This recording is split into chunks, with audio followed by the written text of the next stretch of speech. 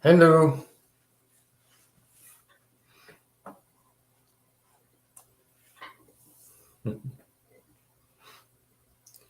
You get your mic off. Oh. Okay. Boomer. I was saying, Peter, it's been too long. It's good to see you, brother. Good to see you. Yeah. Thank you for coming on. My pleasure. My pleasure. Yeah. You got a new haircut.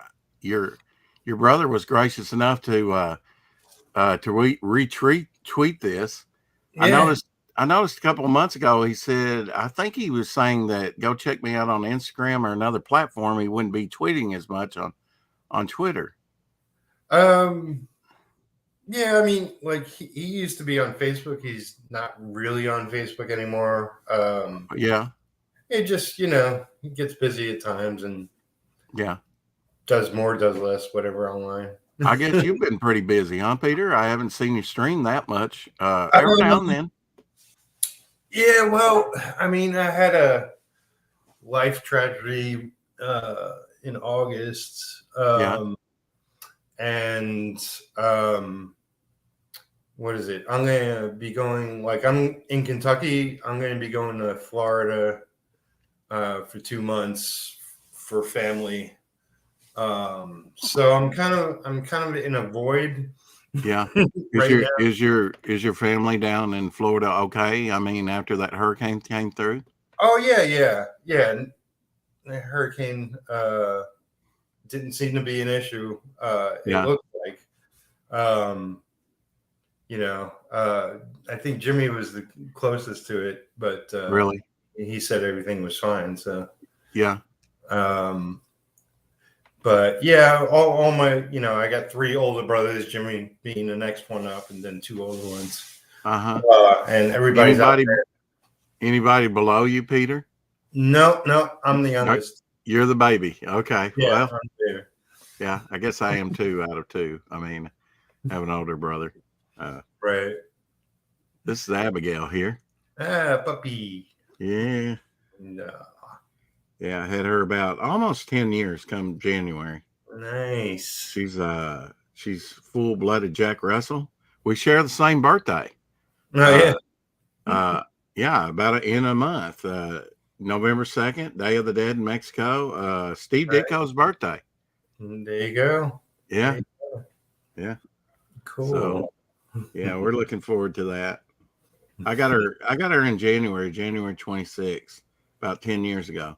So I kind of celebrate twice, the time that I got her when she was 3 months old and then our birthday, because she was born on my birthday, which is pretty neat, isn't it? Yeah. Do you have any pets, Peter? I've asked you. Yeah, I'm a cat person currently. I got 3 cats. Yeah. 2 of them I just put outside. They wanted to go out. Yeah. Are they pretty affectionate cats? At times, like mostly at night, when I'm getting ready for bed, they'll come join me for a little bit. Yeah. Mostly they yell at me for food or, whatever. And prowl around the house, I guess. Yeah. Do they play with each other interact with each other? At times, it's kind of like that. They are 3 separate entities. Right. And they really didn't grow up together until I got them. Uh-huh. I had one since she was, barely anything. You barely, probably hold in your hand. 5 or 6 months. Yeah, really nothing fluffy. Yeah. And the other 2 I got later, so they were already kind of grown and into their own ways and whatnot. Now, Peter, you don't have to answer this, but sure. I'll be 57. Are you older than me or younger? I think older. I can't remember. I thought you might be slightly older than me. Yeah. I'll be 60 in April. Wow. So, yeah. How's that feel? Because that's kind of a benchmark, isn't it? Yeah. I mean, Honestly, I was looking forward to it, but I don't know. It's like so many things are up in the air Yeah. with my life. I hope to achieve something by then. Well, I know what you're saying. I mean, I've had two uncles and an aunt pass away this year. My aunt I still have to go to the funeral for my aunt, maybe Saturday. I'm not sure yet. I'm so sorry. So, yeah, so it's been a upheaval for my family too, as far as just them dying off, Yeah, the older generation dying off, but my mother's 87. She got moved. She sold her house, sold her uh, car. She lives right across the street here. So it's more yeah, convenient for me to see her. She was just 5 minutes that way away right, from me, but it's more convenient just having her right over here. I could walk it if I had to. The other right. day I was streaming and a transformer blew over here and power went out. So there went the stream. And Mm, I called my mother and she's across the street. Didn't even affect her.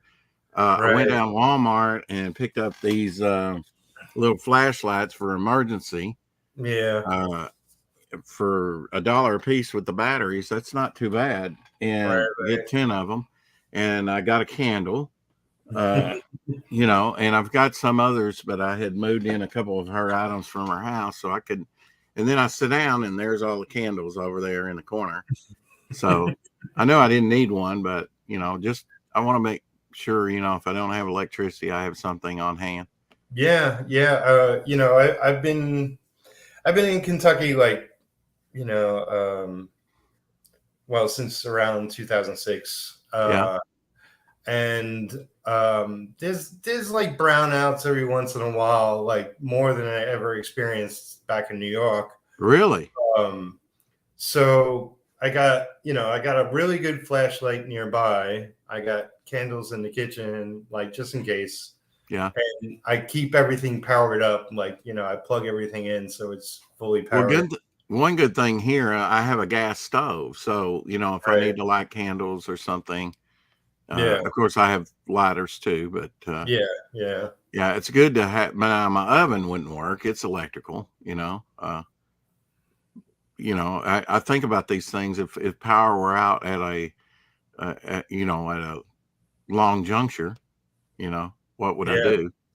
Try and be yeah. prepared. It's funny. Occasionally I've worked day jobs throughout my time in comics. And I was working at a Mexican restaurant in town. And the power went out. And we were like, oh, it probably won't be out for too long. But we found out it was like a truck hit a pole like two towns over and just knocked out the complete grid. And it was like, it's not coming back on today. Yeah. Yeah, when I got out, the lights, the stop lights were still working. I don't know, it may have just been on my side of the street. I don't know exactly who it affected, but not very far in this area. We're on a pretty good grid, but not as Yeah. good as the one I lived in, like a loft apartment up on Main Street. And they have a really good grid because they have a hospital there and a major fire station. So Right. they got me up and running in a major ice storm that knocked out at least on this grid, because this grid is on the same as my parents' house was, and it took them a week to get up. It took me 45 minutes downtown.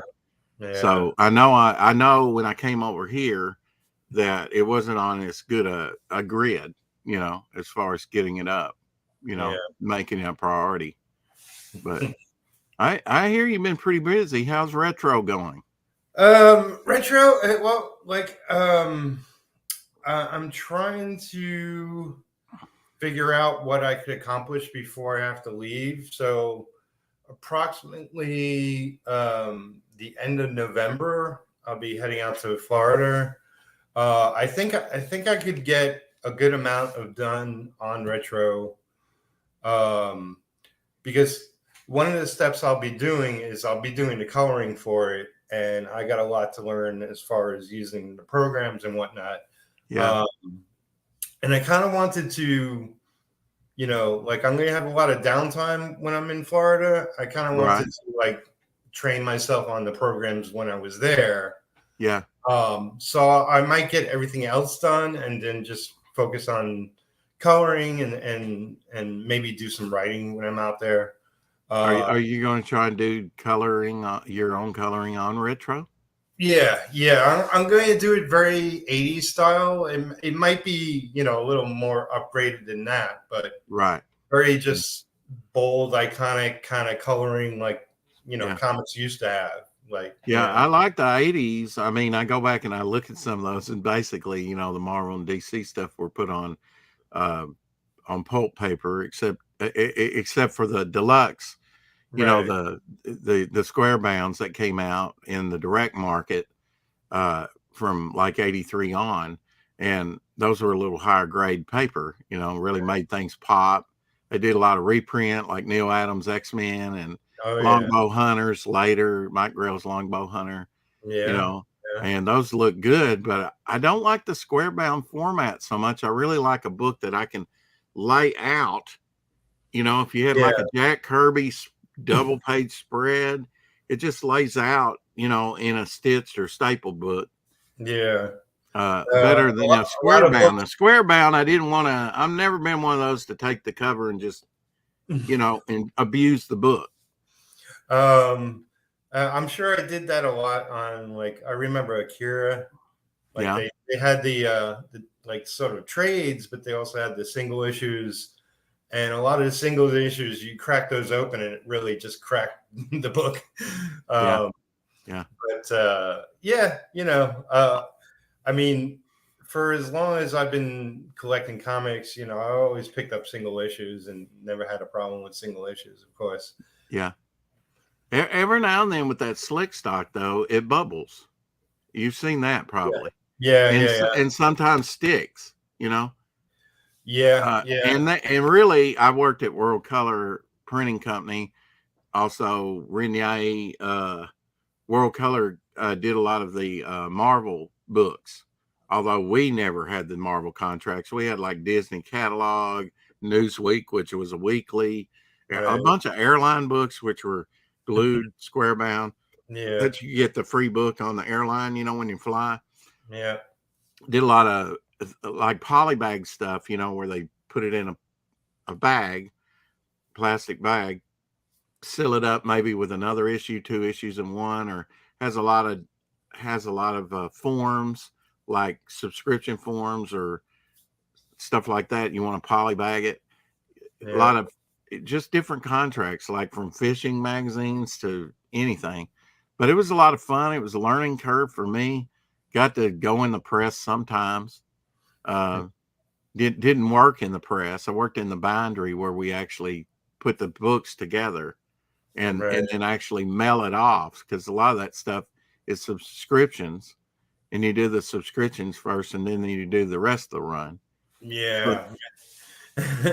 I worked for a lot of big companies before I got into comics and whatnot. I had a couple of, a whole bunch of just regular day jobs. I was an outdoor messenger, but I eventually worked myself into working in the mailroom of like $1 million companies back then, and one of them was a textile company, and for whatever reason, they literally had every magazine that was coming out at the time. And it was like, you look at you go to stores nowadays and see what magazines are still existing. It's crazy. I see a lot of people in the chat. Welcome to it all. Marv Sinclair Killer says, I've tried to do that kind of coloring, but I wasn't able to get the right paper, so I gave up on that. I was doing it digitally. Amanda B, of course. He has a question: is retro going to be on newsprint? Probably not. Probably not, huh? Probably not. What I've always been thinking is with the Kickstarter, and eventually I'm going to do it Indiegogo. That will be the prestige format, and what is it? Alterna Comics. They were going to do something Yep.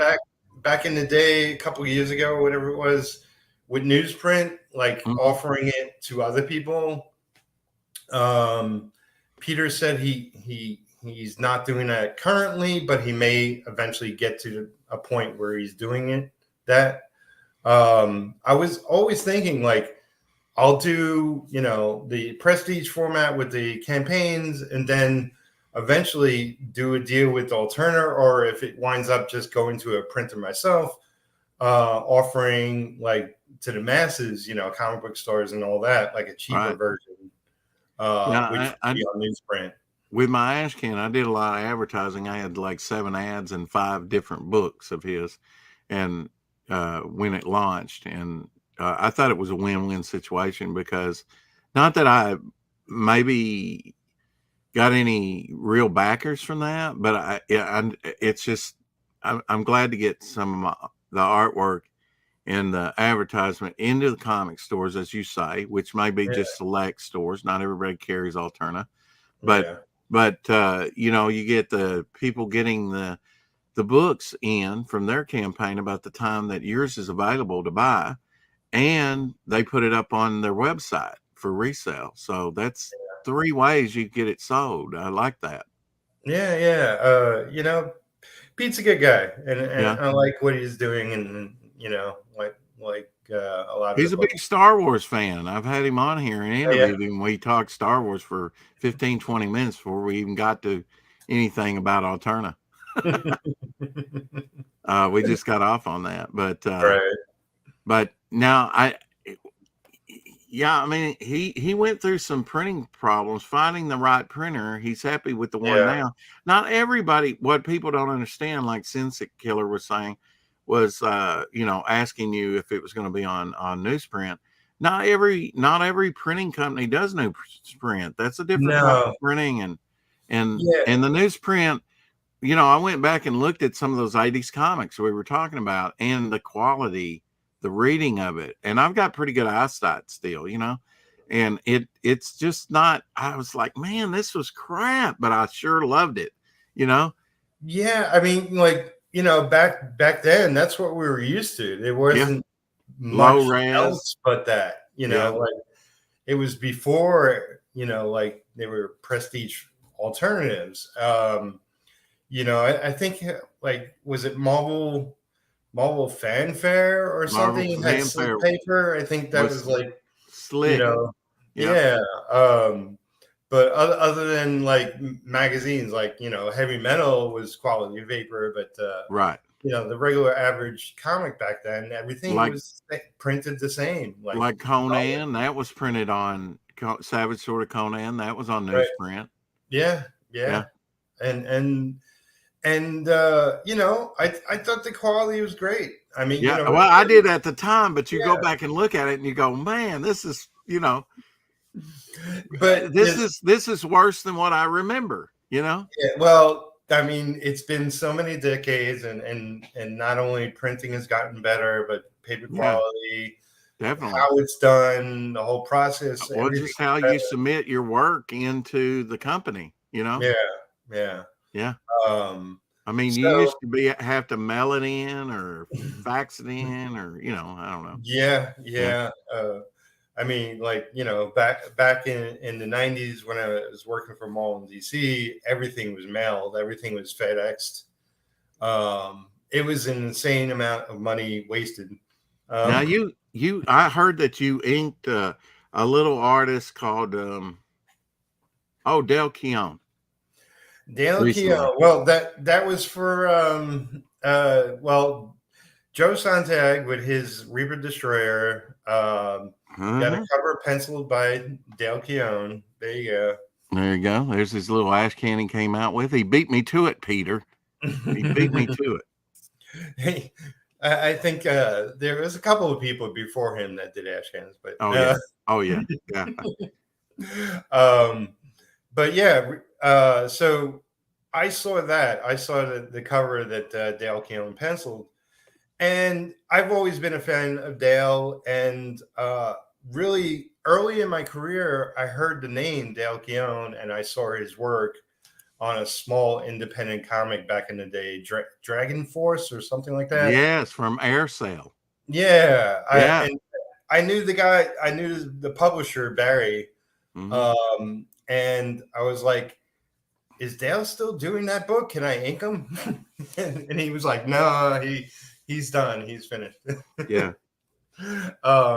So when I saw, Joe Sontag's cover, I was like, "Can I get a high res file of that? I want to try to ink that." Yeah. And Mm-hmm. and so he gave me that, and like probably a day later, I saw now I'm gonna Jimmy Ruiz, the inker, Uh-huh. and he was inking it. I was like, oh, I really like some of what he's doing, but I would do some of that differently. And I was like, okay, he's not going to do what I had in mind, so that's Right. good. So yeah, as soon as my schedule freed up, I sat down and started inking it. I inked it on my channel, 2 different streams, Right. and I had a lot of fun with it. I tried some different things, and I think it really succeeded. Joe said he's going to use it for some merchandise.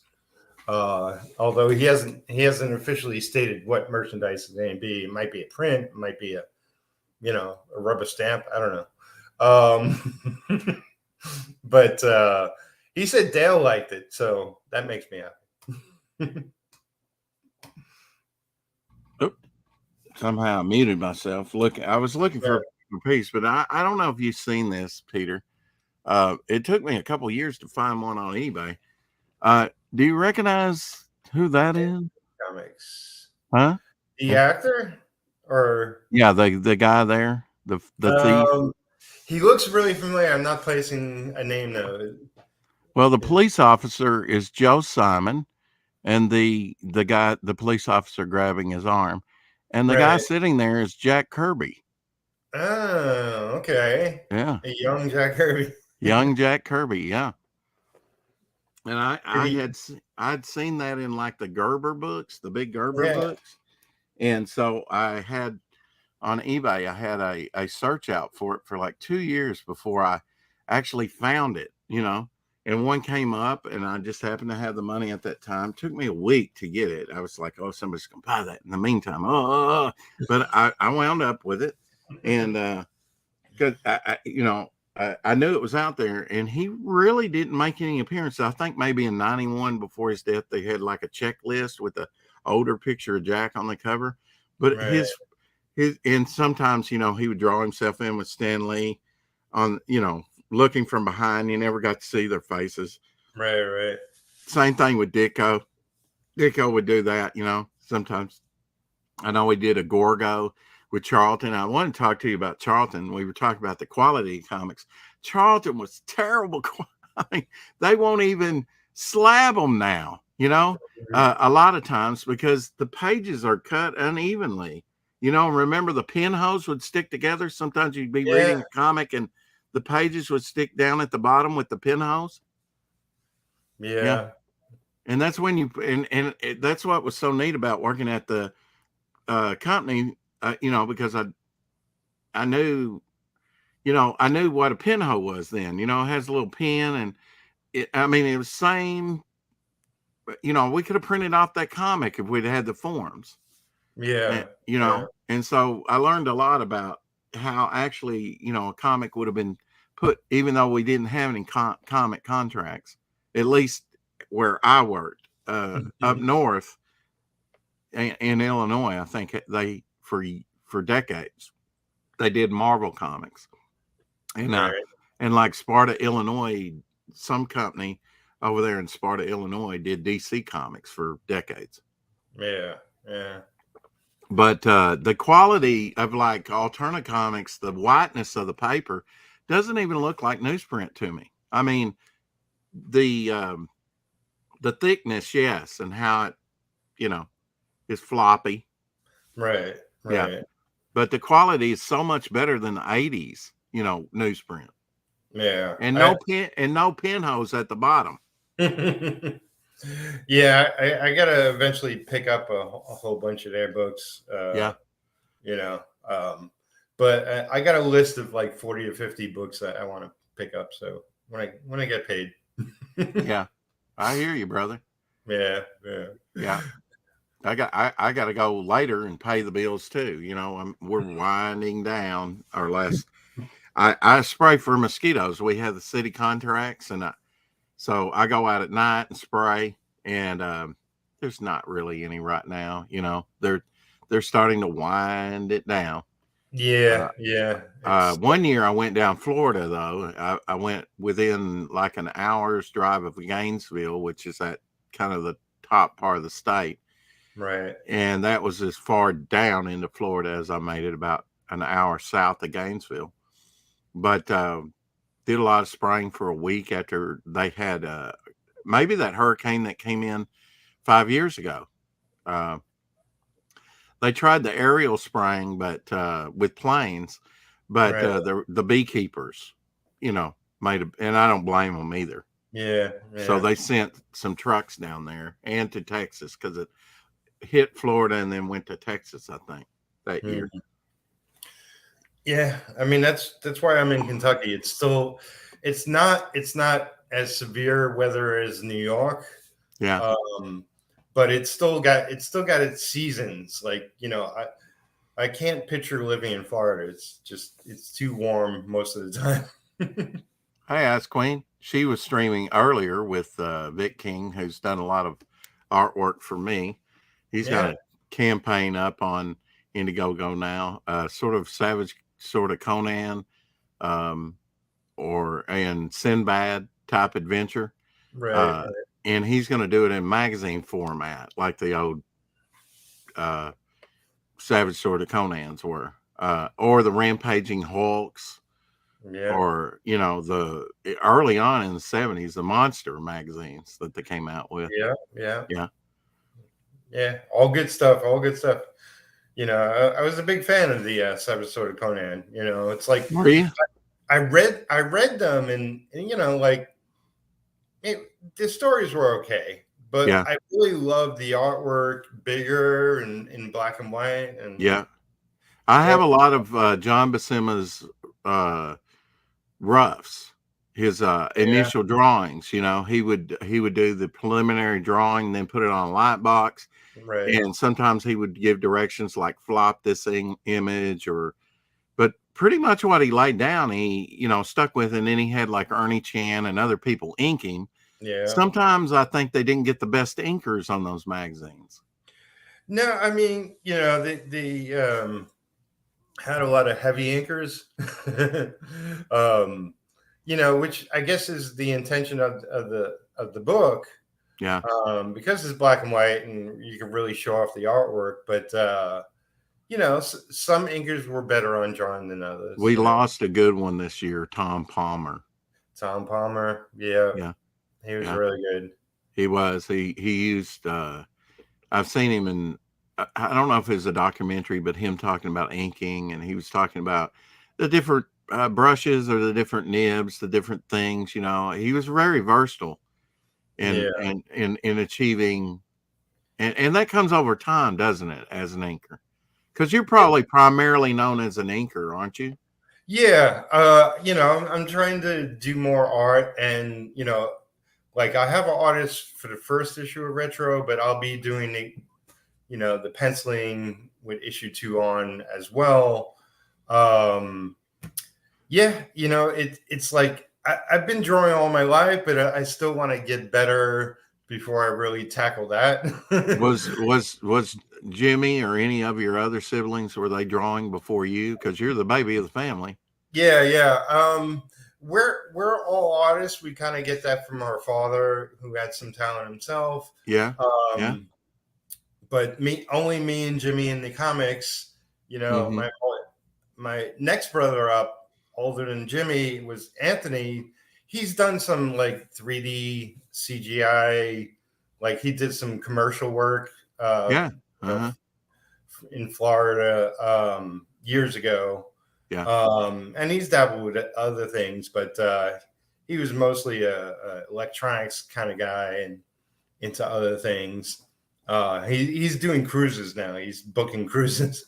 Well, I'm not into alligators or crocodiles, but I would like to. I mean, right now, Florida is probably the freest place in the United States or in the world, as far as freedom and liberty. Yeah. I went there in 2020 before the whole pandemic started, to go see my family and stay there for 4 days, I think it was. And we went around a little bit, went to a couple of beaches and just seen the sights driving around. It's a beautiful place. It's just when it's too warm for me. I'm not really a summer guy. I'm from New York. I'm more a winter guy. I like a cooler weather too. Yeah. You can always warm up by putting on something or getting under something warm, but you can't always cool off. No. Yeah. And I reach a point where it gets too warm and I'm useless, Yeah. It's like I just want to sit here and melt. Thank you. Oh, you're right on with that. Yeah. Man, I mean, Florida's a big enough state like Texas is that, it has different terrain, really, from what I understand. I mean, they've actually got cowboys, right, and ranchers down in sort of the central part, I think. Yeah. So it is quite a diverse area. Yeah. And it has some great spots, but man, I feel for them right now. That hurricane, it's amazing. It definitely wiped out some areas. Luckily my family wasn't affected. But yeah, it's, the world can be rough and Mother Nature. Well, welcome, Vic King. Hey, thank you. How are you? Good to meet you, Peter. How you doing, man? Nice to meet you. I like that piece. Yeah, this is Beowulf. This is from my book that's on Indiegogo right now. Excellent. Thank you. Yeah, I've seen your work. I enjoy it. Oh, cool. Thank you very much. I'm doing some work for Rex right here, also. Excellent. For Momentum Comics, absolutely. Is that part of? I had to take a phone call. We'll be here. Yeah, we'll be here. Cool. Yeah, so, I didn't know how much time you had, Peter, but you just let me know if you need to go. Give me a. Yeah, I mean, I'm good for another half hour, definitely. Okay. If people start throwing us money, I'll stick around longer. Well, I'm not monetized yet, but yeah, maybe they can somehow. Maybe we'll work that out, huh? Throw some money in the tip jar. I have a PayPal.me, there you go. Palmiotti, and they could tip me. Yeah. Even though I'm past 1,000 subscribers on my channel, I'm still not monetized because I don't have enough views in the last year. But really? Okay. I'll eventually get there. Yeah. I reached that mark. I finally got over 4,000. But I don't have the subscribers yet. But it's growing. I think I have 236, and that's in 9 months. So I'm happy. That's great. Yeah. And go ahead. There's a trick that they just put out, right? Like that could help you pretty quickly, right? If you made they're called the shorts on YouTube. Yeah. Right? Just little 15-20 second videos. You could pull up some of your art, just do 20-second videos of just showing off some of your art. Right. Make a bunch of those, and you'll get the views, and the watch hours will build like real quick. Yeah. Um, That might be something I could do. You know, it's like I never wanted to. I do what I want to do on my channel, and mhm. it's like I don't want to cater to whatever is trending or whatever, like, Right. and take shortcuts. But if it's promoting my own artwork, then that's fine. Exactly. Yeah. Well, Peter, we know a little bit about you, but there may be people out there because I know we have uh, Ice Queens from the UK. I believe Donut is. You know, people from all over the United States here, but I get a lot of views from the people in the UK, even though Right. it's late in the afternoon for them. It's like 10 a.m. once I start, but we got started early, so about 9 for them in the evening. Right. If you were to tell them who Peter is, who you are, can you kind of tell us who you are? Yeah. Yeah. I'm Peter Palmiotti. Thank you. I'll be in Vegas the next 2 weeks. I'm, mostly known as a comic book inker. I started back in 1991, so just a little over 30 years in the business. I worked for Marvel and DC, Valiant, had a few books through Image, and mostly just been working on independent titles.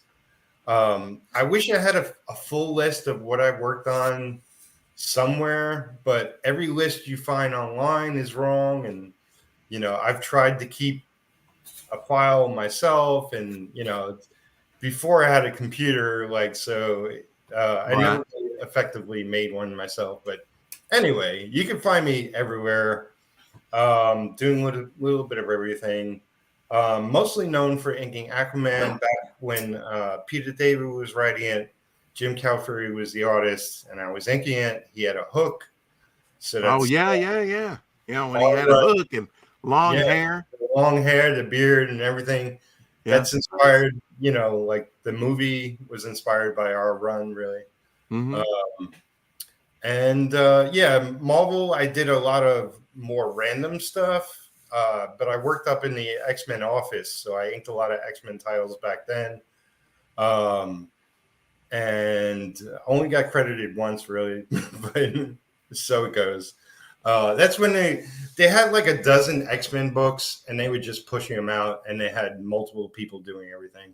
So, I was fortunate enough to work there for 4 years and kept busy. But yeah, it's like I've worked on just a bunch of random stuff.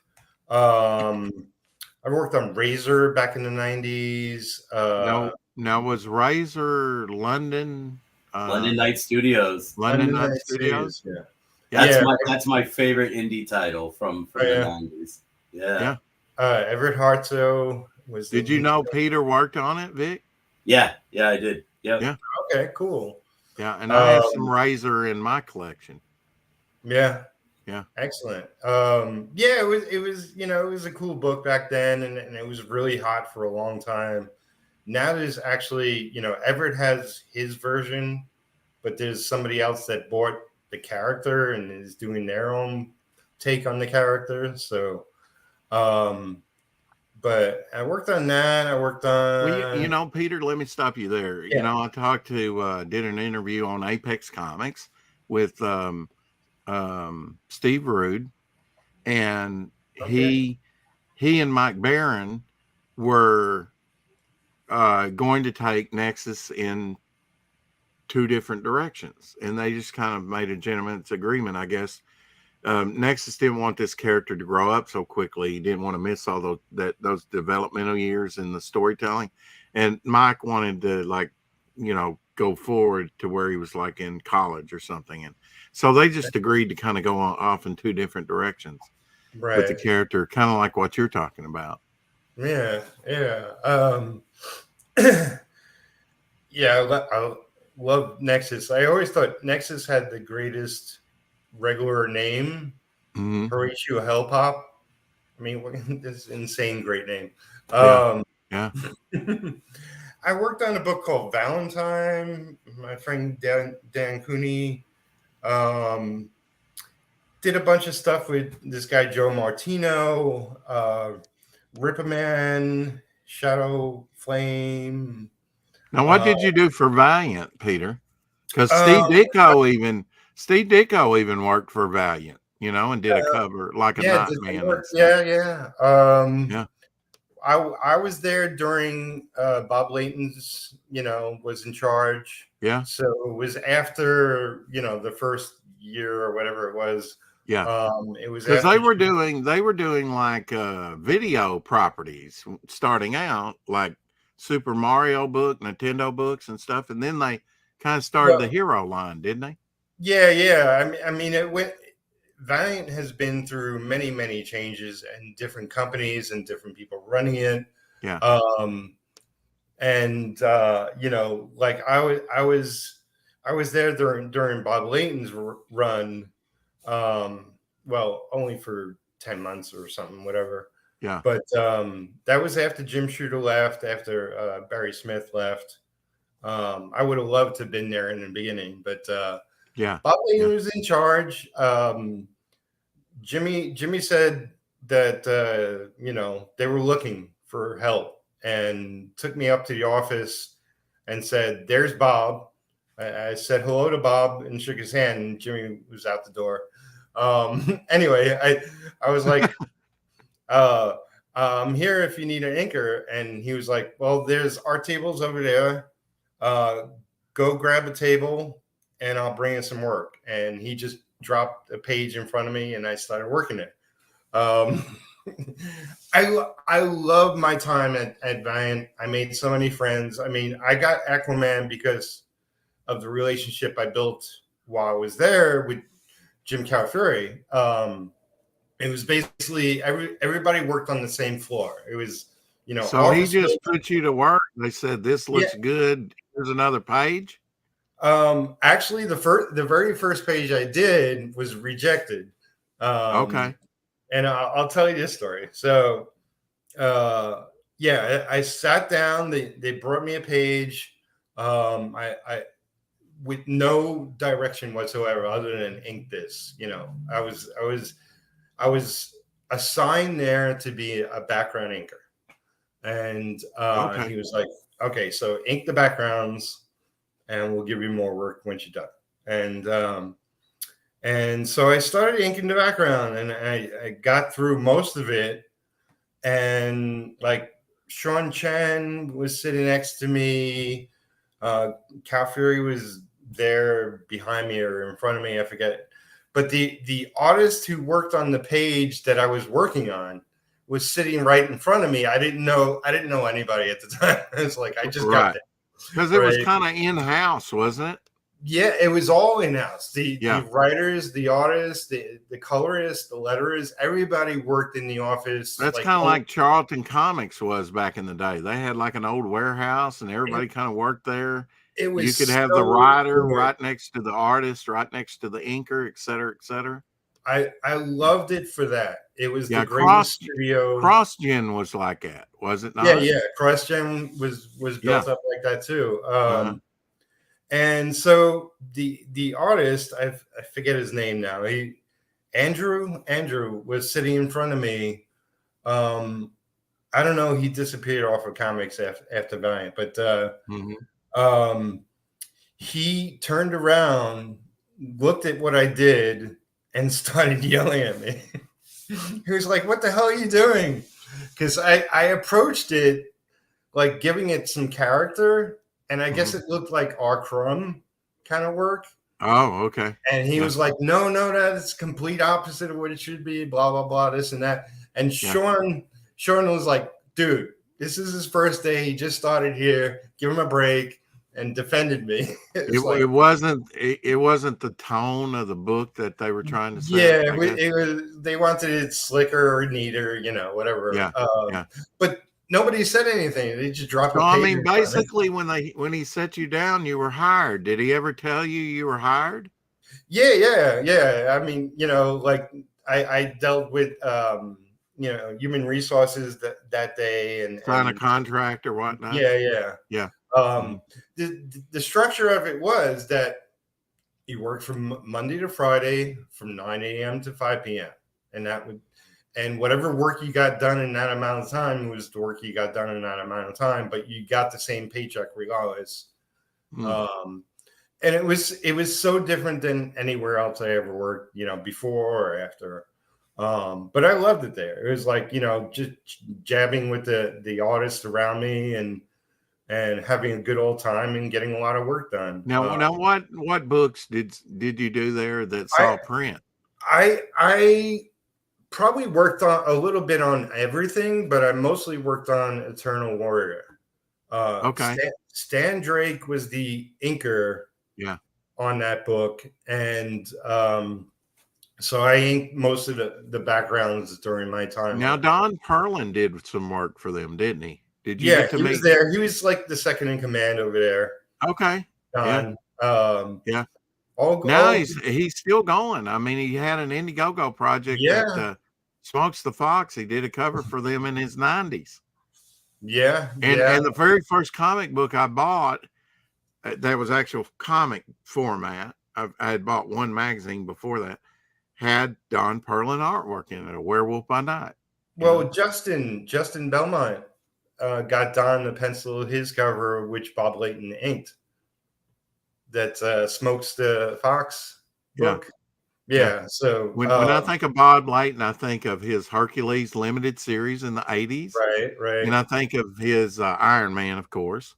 Of course, yeah. Yeah. I mean, like my favorite character is Iron Man. And I even during my time up at Marvel, I even got to ink like 2 half issues. And so that was dynamite. Were you a Marvel or DC guy? Marvel. I mean, as far as your reading as a kid. Yeah. As far as reading as a kid, I was into a lot of stuff. I was into picking up like a couple of independents that were popular back then. Yeah. Like Nexus, like ElfQuest. ElfQuest. Big ElfQuest book. Yeah. And did you like Cerebus? And Cerebus?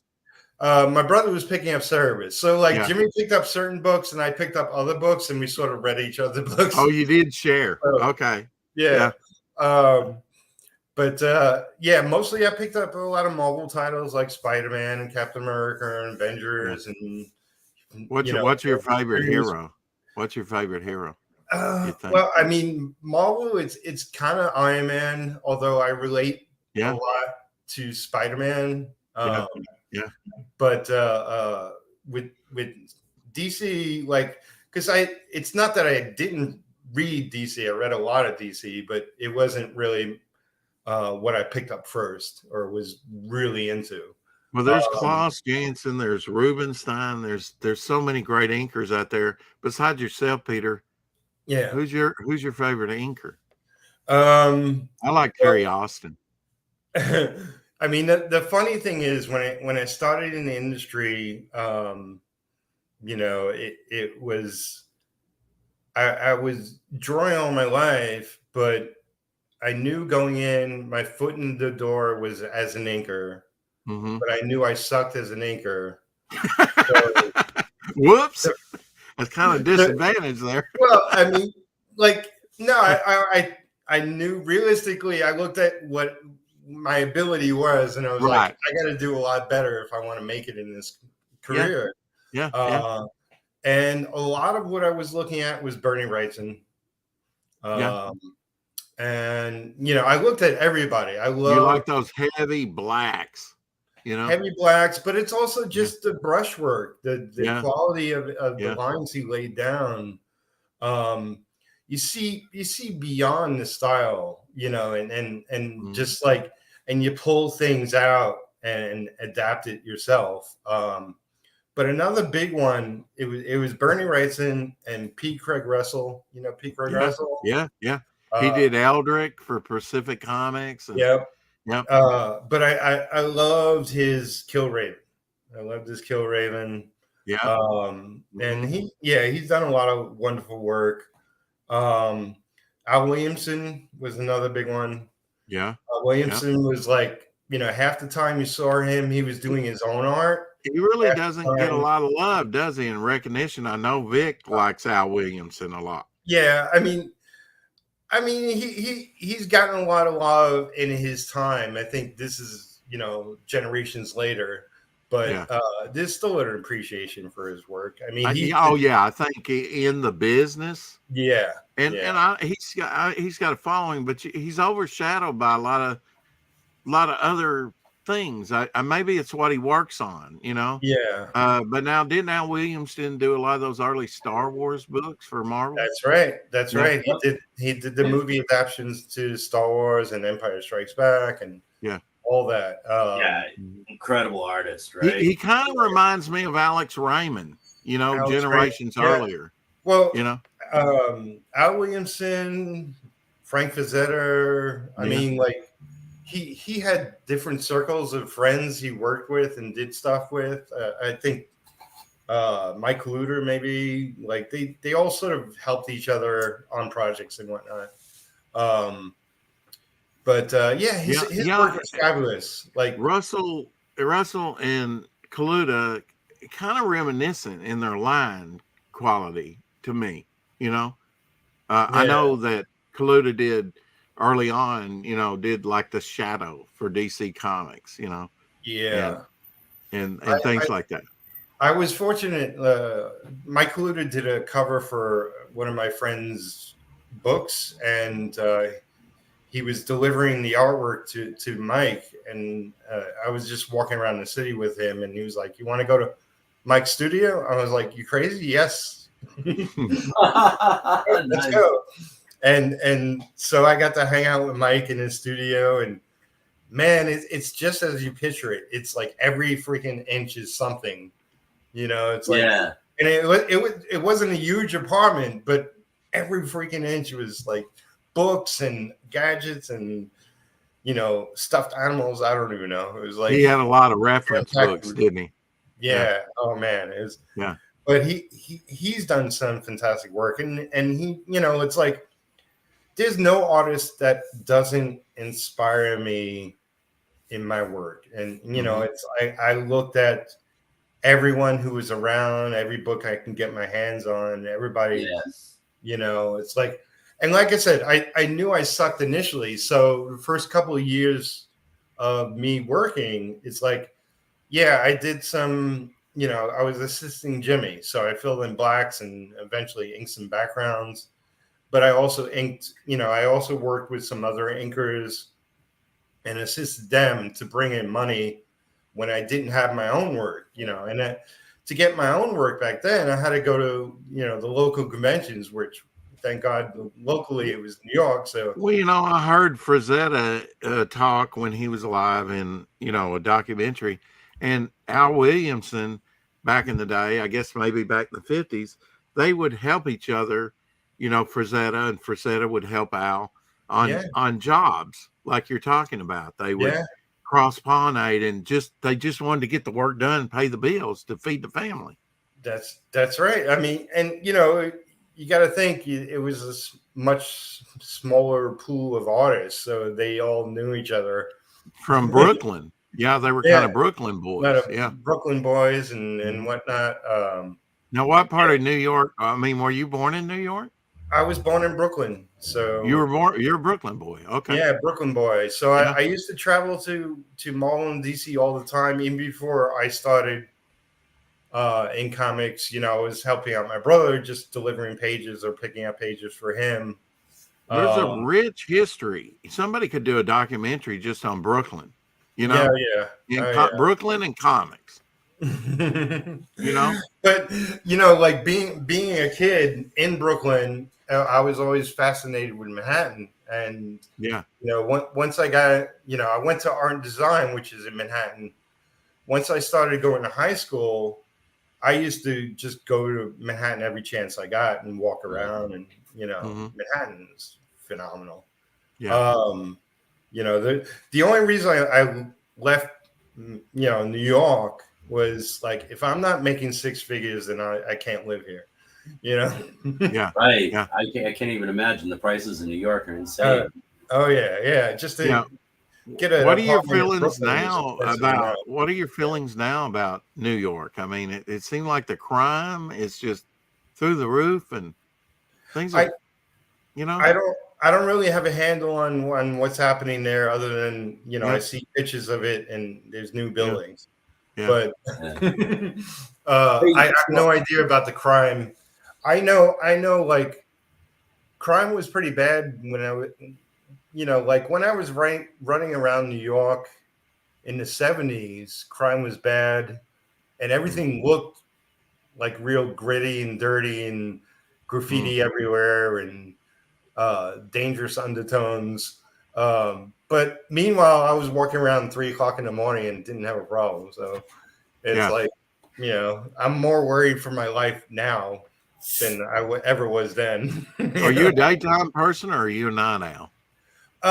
It varies. It varies. Like, mostly I wake up early. I like waking up early. So even if I go to sleep late or not sleep at all, I'm still up early. Hmm.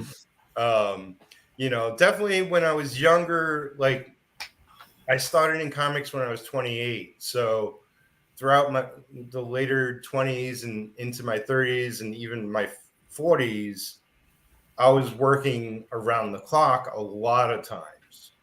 Now I can't do that. I can't, like, Yeah. I reach a certain point in the day and I'm like, I'm done. I can't even focus anymore. And yeah, and you're kind of working for yourself and on your Yeah. projects, but I know you do other things, right? Yeah. For other people. I mean, I got too many of my own projects, which I dabble here on this one and, like go back and forth on stuff. And yeah, for a while there I was inking a bunch of stuff for other people. I'm not currently at the moment because I knew I have like I sort of have a deadline Yeah.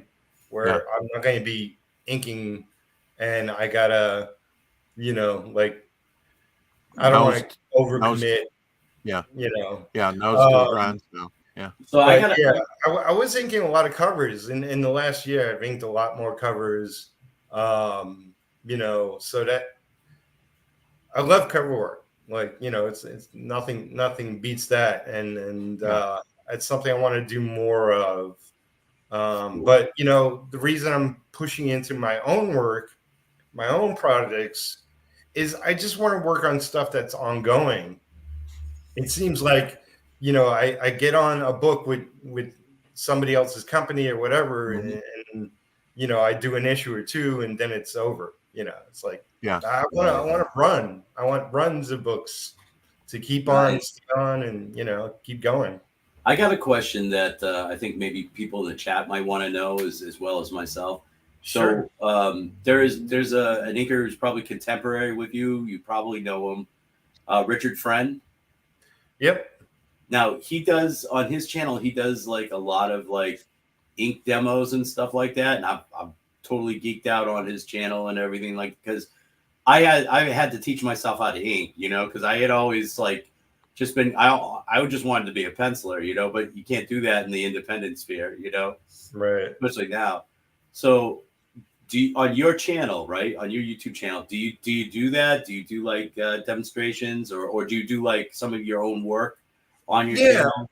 I mean, it's a lot of, like, I would say the last batch of years, it's more about me working and talking than me just sitting around twiddling my thumbs talking. Cool. So it's not as clearly defined as say Rich's channel, but it's there. You just got to dig for it. We could Yeah. we could definitely pick up, like artists. We could definitely pick up stuff from watching you work, right?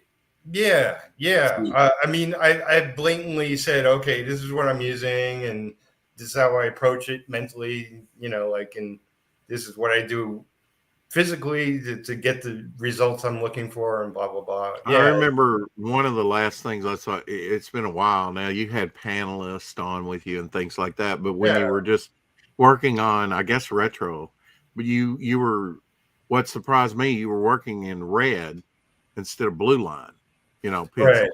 And I'd Yeah. never seen that done before. Of course, I Yeah. think Vic's done it, but I'd never. You were the first person that I'd seen work with red.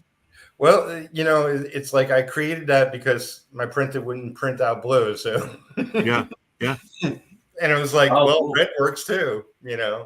I actually like the way it looks better. yeah. You could see it better, couldn't you? Yeah. That's the thing I found was like drawing in the non-repo blue. It's like so light, it was like squinting my eyes trying to see what I had laid down. So I've just been drawing a regular pencil, but I did get some red leads, and I'm like, I like that better than the. I still draw in pencil, but when I do decide to lay stuff down with the color, I use the red because it's much easier to see, And, Yeah. I mean, you could adjust levels and make the blue darker and still take it out afterwards. But Vic, while Peter's here, could we show him a few of the things we've been working on together? Like yeah, sure, this sure. piece he has up here. This is Silver Boa. I and Vic are going after Devil Flyer. We'll be working on Silver Boa, which will be kind of black and white and gray tone noir book. okay, cool.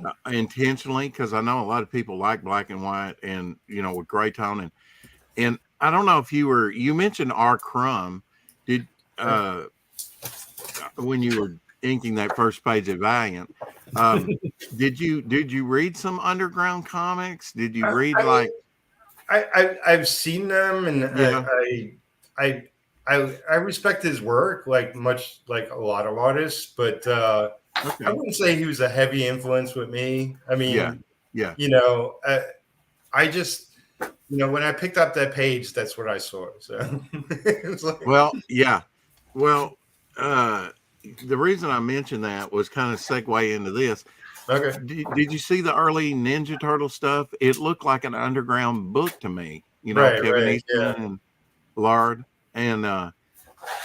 but now the gray toning is what in the black and white glut of the 80s, because there was a lot of black and white stuff come out. A ton of it. Yeah. As never before in the independent market, and that was kind of refreshing, kind of different, right? They even had mini comic books. Remember?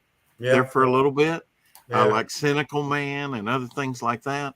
And so it was kind of an exciting time in comics in the 80s. It kind of leveled up from the Bronze Age, the 70s. Right. Yeah. And you're probably from the 70s and 80s, right? As far as influences. Yeah. And I never have figured this out. Maybe as an inker, how did they get the gray tones? How exactly did they do the gray tones in the Teenage Mutant Ninja Turtle early books? What is your best guess? I would have to look at it and okay. give you a definitive answer. I never have figured it out, but I think that was part of its success, is that they added the gray toning. It wasn't just a black and white. It added more to it. But I think that was just simple gray washes. Gray washes? Okay. Yeah, by hand gray washes. Have you used gray wash, Peter? Yeah, I mean, very limited, but I remember back then I did some gray stuff. It was either gray wash. I did very little, but I used some zip tone back in the day. And I remember using, I'm not sure what projects or what art I was working on, but there was a paper called Do a Shade. Yeah. Mm-hmm. And it already had the gray in it, chemically speaking. Right. And you just hit it with water. Yeah. And the gray came out on the areas that you wanted to with the brush. Yeah. And I had a batch of that paper and used it for some project or whatever back then. But that was the interesting stuff. I don't think they have that anymore. No, I think it was out just for a little bit. Yeah. Yeah. That might have been what they used then. Yeah. Maybe. It might got be some interesting tones. They were almost like, even though it was black and white, it seemed almost sepia. And really, though, I went back and I looked at some of those early issues, and it really did look like an underground. I mean, the artwork was really You know, I mean, even the turtles, their look. I mean, you know, they had like the, you know, the more bent. It's totally different than the later, what the more refined. You know, almost like the first few years of The Simpsons. It was Yeah, yeah. crude till they kind of refined it. Yeah, It's great to look at the early Simpsons because you could yeah, see like the birth of it. yeah, Um, yeah. but yeah, I can imagine the turtles look more like Muppets or something in the beginning. Yeah, they did they? Like somebody had their hand. Yeah, that's a good one. Uh, Yeah, but yeah, Do a Shade, you could tell Do a Shade because it only had two different tones.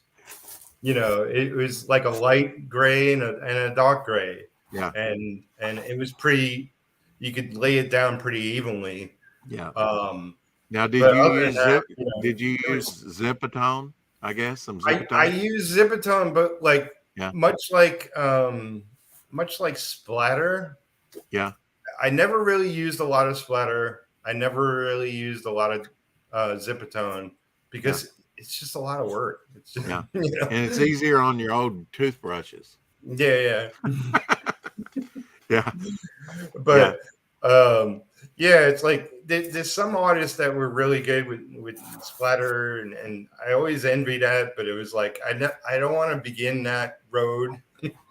It's too much work. It's already enough work for me to ink a page or so whatever. while Vic's getting kind of, you know, all this gathered up to show you Yeah. of stuff we've been working on of late, uh, tell us what you've been working on. Your retro project Uh, or some other yeah. projects? Well, I what one of the things I want to do is I want to become more well known as an artist. So I'm attempting. I don't know if I have it here with me. Well, um, this is something. Well, this is. I did sort of a video on my channel where I drew this piece and then I shaded it Okay. in 6 different ways. Oh wow! And I'm Look at gonna, that, Vic. Yeah, yeah, Oh wow, yeah. and yeah, I'm gonna finish it, and yeah. So essentially, I'm gonna be doing a lot more fan art, a lot more of my own art, and sell that. So like as an artist, it's good to have different revenue streams. yeah. So Oh I yeah, want to build a revenue stream where I'm selling more of my own art because yeah, I've done plenty throughout the years, but it was never really like my go-to. You know, it's like, yeah. somebody asked me, I'll do this. I'll, draw their cat. I'll Hmm. draw their favorite character, whatever. What do you like to draw? Do you like just anything or I mean, it's usually like if the it's usually sexy women? it's usually just faces. Like Yeah, I'm, like my brother will tell you, like, when I was young, I used to just stack up piles and piles of paper where I was just drawing faces after faces after faces. yeah. I'm just mesmerized by drawing faces all the time. That's how I develop my characters. I start with the face, and if I can get the face down or the costume face, whatever, then the rest of the other can come to me. The powers, Yeah, the costume, but I yeah. start with the face. It's funny. When I was really learning to ink better, I was focused on inking backgrounds for a while, Yeah, and I was like, well, if I can master inking backgrounds, then I can pretty much ink anything. So I took the skills I developed from inking backgrounds and took those to people, and took those to everything else, and um, because when it comes down to it, it's just precision of line and understanding 3 dimensions, understanding light and dark, and right, right. um, and just and And really, what supplies works best, right? I mean, yeah, when it like comes to the very small nibs, it just seems like I'm like, oh, you can't. So, man, small nibs are the worst to go off bead. When yeah. inking something. If you can master the tools, and Yeah, like there's a lot more tools available to us now. Like yeah, I'm traditional. I'm brush and quill and yeah, repeatograph, and that's Now, pretty do much you it. you ever use anything like this that has the ink in the barrel, but it has a brush tip? I've inked things with a brush tip, not with ink in the barrel. Oh, yeah, But okay. Yeah. yeah, I mean, people have told me about those, and I still go to my regular brushes and whatnot. Yeah. But everything is usable. Like if you want to do digital and use an art program, if you want to use crayons, I mean, you could draw a masterpiece with crayons if you want. It's Yeah. like Right. Yeah. I did a use whole with that's what was available when my kids were little. I did a whole book. Now, unfortunately, it burned up a fire, but I did a whatever. whole book in crayon, and then put like cover sheets in there so it wouldn't, it was a journal book, Yeah. and so they wouldn't smear. And but I did a whole book of nothing but like made up tribal mask or whatever. Right. Yeah. So yeah, you're right. You can make a book out of crayon. It Yeah. may not reproduce but good, but Yeah. it's there nonetheless. Yeah. So this is Silver Boa here, and that piece was inspired by remember the 1986 border that John Romita Jr. did for the 25th anniversary The with all the Marvel Harry characters Trippy around it. Right. Snake Eyes. Yeah, and this one's going to be inserted into a border with all my characters around it, sort of an homage to that 25th anniversary. Nice. This was actually a Boris the Bear, taken from the Boris the Bear kind of takeoff of the Marvel covers. Right. He had a Uzi up in the like that and stuff. I don't know if you remember Boris the Bear. I think that came out from maybe Dark Horse Comics. I think it was Dark Maybe. Horse. Yeah. Yeah, and I probably didn't read it, but I was aware of it. yeah, and this is the very first thing that let me embiggen him a minute.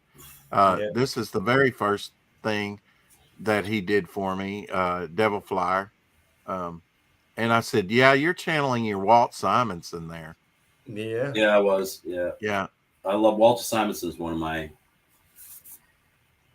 inspirations, but I'm just like you said, Peter. I look at everything. I try to get inspiration from all these different artists, Yeah. Man. Except for Gil Kane, he doesn't. Except Gil, except for Gil Kane when he inks himself. Yeah, when he inks himself. Yeah, he used to use a flare pen like Alex Toth did. Yeah, he was a marker. Yeah, he was a marker guy. Yeah. Which is kind of unusual, within the. I used to cut out, what was it, Starhawks from the newspaper that Gil Kane created and drew. Oh man, I love that stuff. I loved Gil Kane. I'm trying to create an interconnected universe, of characters like Marvel or DC had. I like the costumes. Really, really nice, unique looks. Yeah. This is Silver Boa, but we have a retro Silver Boa, like the Phantom. Carried on his costume from generation to generation. This is like the 30s and 40s version, and then I have a modern day version. The guy that was with the Uzi, Right. And nice. He's fighting a Yakuza assassin there. And this is kind of my cosmic watcher. He's called the Bystander. Nice. Yeah. And that's definitely going to be a Peter Samedi Alterna ad, for my books. I'm going to use that as an ad in the Alterna books. It's good looking stuff. Modern day Silver Boa. Yeah, modern day. This was the first time he drew Silver Boa as a nice gargoyle. I said, could you put him like a Batman, on a gargoyle, So yeah. Because that's always great, dripping water off of him. So do you? You have to do just a lot of just character sheet type stuff. Yeah, we've been doing a lot of developing, of characters. Wow, looks good. He's done some model sheets for me. Just trying to get the looks down, and make some changes that maybe from the original designs as well. This character here called Lady of the Night, she's based on Ava Gardner. She really Nice. looks like Ava Gardner. Yeah. Yeah. Nice. But I like what you said about the faces, because like that's the one thing that always struck me is like, yes, you have to learn all the other stuff like the anatomy and drawing backgrounds and stuff like that. But if you can't do faces, you can't do emotions on faces and get then you're losing like that. That's where your actors are, you know? Yeah. So yeah, no, faces were very important for me too. Damn, camera is not focusing. Yeah, that is that's kind of like the foil to the bystander, the passenger. Yeah. Sweet. Yeah. He'll make a cameo in Devil Flyer. Just a cameo. And that's just another silver boa. Silver Boa. Oh, we'll listen to you. That's just another going up against Blue Viper there. Snake-like, you know. Like Captain America. Did you like Mike Zeck, Peter? I did. Yeah. Yeah. His stuff is really solid work, Mike said. Yeah. Yeah. Oh yeah. Did you know he worked for Charlton back in the mid-70s? I did not. Yeah. He did at least one on Monster Hunters. Okay. Yeah, a book called Monster Hunters. So he got to work for Charlton. I know Dicko worked a lot for Charlton. They weren't. Here's that Boris the Bear cover that he took that from, which was kind of the takeoff of the G.I. Joe Snake Eyes character. Yeah. Well, I mean, no, that's an honor, and just you know, being able to talk to you and show you some of my work. You know, I'm totally geeked out right now. That's one of the cool things about this independent scene right now. Yeah. Is like people can actually communicate with each other, and you know, a lot of the pros, a lot of the established people, you know, they're kind of trying to do the same thing that us smaller guys are trying to do, and they're you know, like you, willing to come on to a smaller show and talk to a bunch of us guys, and you know, just some of what you share, you know, even in just when you're relating like your experiences and stuff. I mean, that's all like golden knowledge for us, you know, and it's just such a wonderful time right now in the indie scene. It really is. Thanks. Yeah, I mean, like as far as I'm concerned, I've always been doing this, you know, even before it's trending. You know, I've come onto YouTube and always tried to get new people as well as maybe some professionals on my channel and just talk and you know what everybody's up to and you know what they do and how they learn this stuff and whatever. And I've always been tried to be accessible. Like, you know, if anybody reach out and have me on, yeah, by all means. Like Shadowhawk, who's usually on here, my co-host. Right. He said I could never afford at a convention to get like an Aaron Lopresti drawing or have to wait in a long line or just have to travel there. Yeah. But now he has a YouTube channel and he has Indiegogo projects, and I could just buy it right off the Indiegogo project and put up an original Aaron Lopresti up on my wall, which would be harder to obtain had he just been at like conventions or, you know. So it's kind of YouTube's kind of made the artists more accessible and finding their artwork and finding their projects and getting to know them potentially. I mean, if you want to say like the pandemic actually made things better for us because it brought more of us out here onto YouTube. Yeah. And there's so much more people streaming, writers and artists and people just making comics, streaming on YouTube and talking about what they're doing and having other guests on. And, you know, we're all spread it around. Well, Oh, it's you know, fantastic. comics are kind of looked at as niche, I guess. Yeah, I never like to hear that because I'm like, comics are booming. I want it to be a big, big thing, kind of like they say manga is. But, because I kind of grew up with comics, and I think for the most part, it kind of grew up with me. You're kind of my age, Peter, a little bit right. older, but you Yeah, that good Bronze Age time, Rich with like Rich Buckler and right. just so many great artists that came up in the Bronze Age time, and then the 80s hit. Well, then you have the direct market, which changed everything, and really it kind of killed comics in a way, Peter. It took a while, but when you took the comics off the stands, you could no longer go into a grocery store, a pharmacy. You couldn't find that rack. You couldn't find that bookcase that had comics or big Yeah, treasury editions or little digest. It yeah. just disappeared. And so I don't know what kids do they have to go to a comic shop, a specialty shop, Yeah. now. I mean, it's the world has changed in many ways. Yeah. There's not as many comic stores around. It's definitely not like I used to go like walk around New York, and it was like there were comics in comic stores, and there was a whole bunch of them. There were Yeah. comics at newsstands, Yeah. down in the Newsstands. subway, Yeah. everywhere. It's like Yeah. wherever you looked, there was at least a couple of comics around. Yeah. It That's might on have my been bucket list, and it'll probably never happen. And there was back in the '60s, there was a Carmen Infantino cover of where Batman's like, "Quick, sell me an issue of Batman," and he's like, "We're all sold out." You no. know, for some reason he needed an issue of Batman, or he's going to lose his life.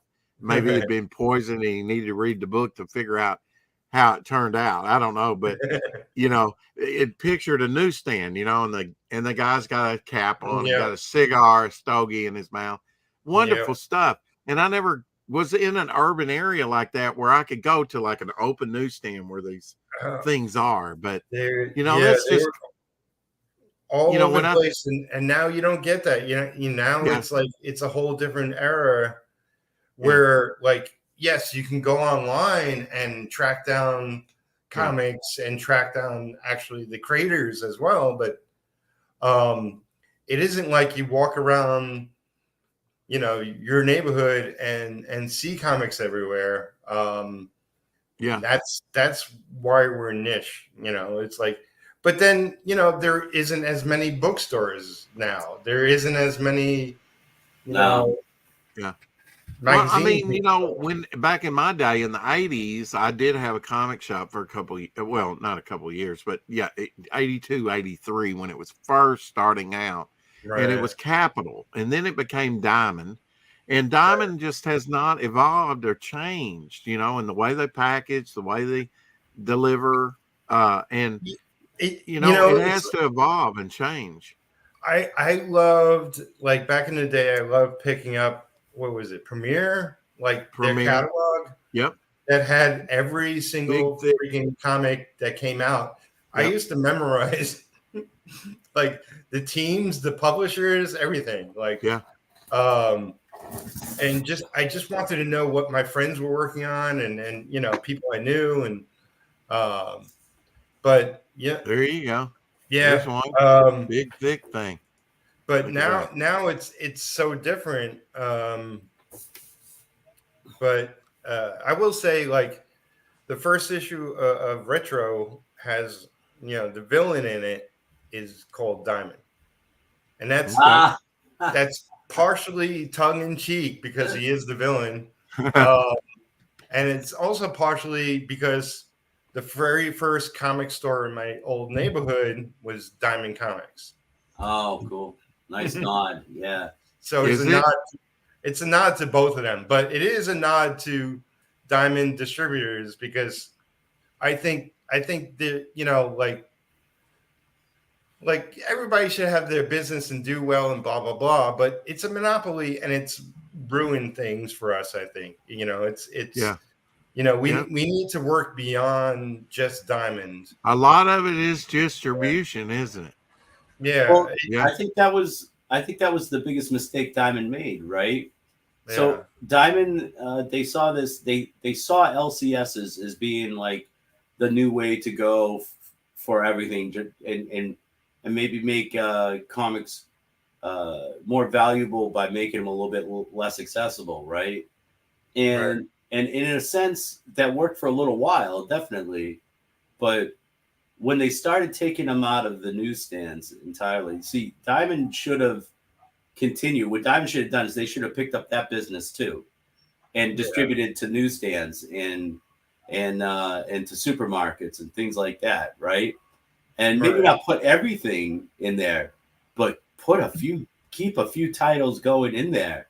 Yeah, And then you got somebody picking up like a Spider-Man comic, and they're seeing the ads for like Punisher and stuff, but they can't get Punisher at the grocery store. right. So then they go to the LCS. They Yeah, totally missed the boat on it, like in my opinion. Yeah. It's armchair armchair quarterbacking, but yeah. I mean, like it's easier said than done, and you know, when it comes down to it, they've probably made good business decisions for themselves and whatnot, but yeah, you know, like from a perspective of the industry and you know, possibility of us doing better, it would have been nice. But you know, right now the trend is all these crowdfunding books. You know, it's like, yeah, and that's great. That's, you know, but this won't. You know, if this is the same place we're in 10 years from now, 20 years from now, then yeah.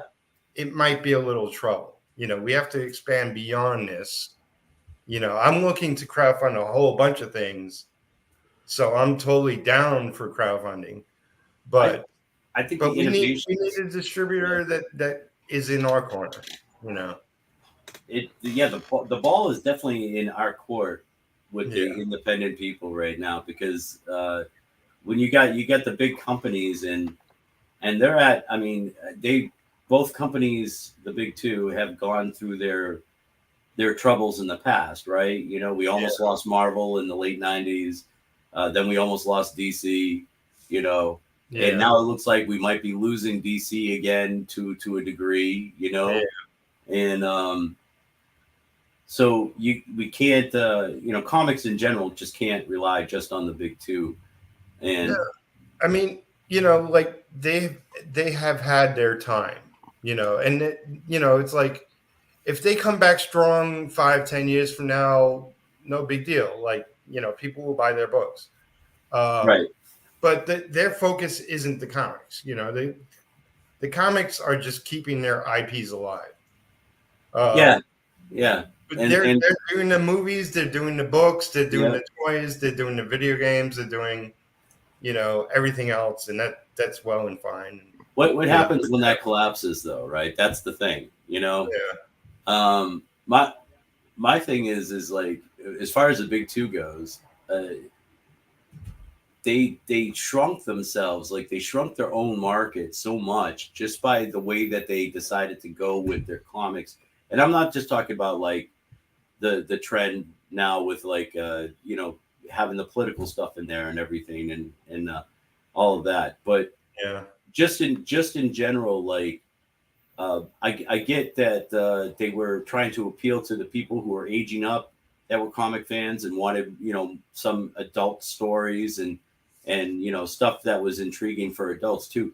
They should have made two lines, because they should never have given up the goal of putting a comic book in every kid's hands in the entire world. You know what I'm saying? Like, Yeah. there's 7 billion people on this planet. There's a hell of a lot of kids amongst that 7 billion people.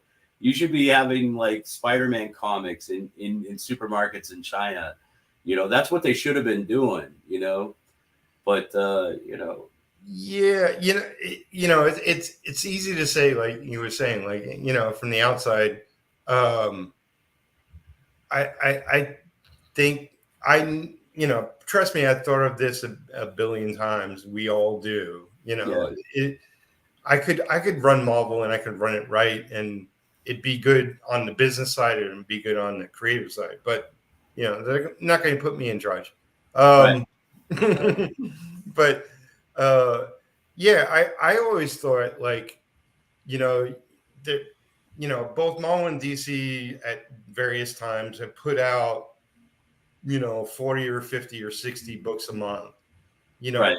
Trim that down. Focus on like quality and not quantity. Don't have 8 Batman books. Just have maybe 2. Don't have like keep one Superman, one Wonder Woman, one. Get all the popular characters have their own books. Get all the popular teams have their own books.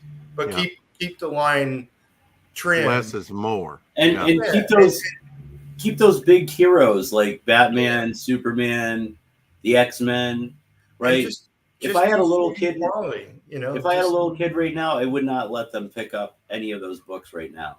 I just wouldn't do it. That's not the Batman books I picked up as a kid.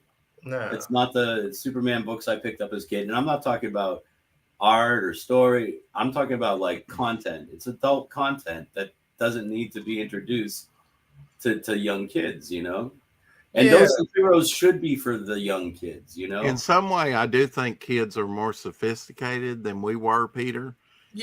But I do think Vic has a good point that during the 80s, there was a shift, not only with the distribution of the direct market, which changed everything within a very short time. By the end of the 80s, the newsstand was 10% of the market, In 87, it was 38% of the market. By the end of the 80s, it was only 10% of the market.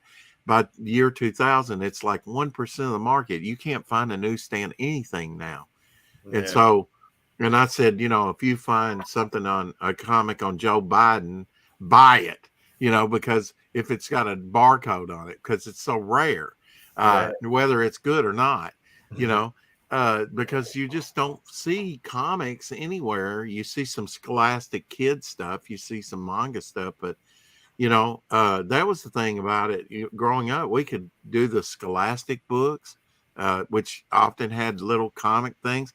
I mean, that introduced me to Jack Kirby, Fantastic Four, and to Kurt Swan, Lex Luthor and Superman, and and they may have just been little snippets, but it was enough and it was more the cartoons, in the 60s and 70s that introduced me long before I started to read. Oh, yeah. So other media is important in that too.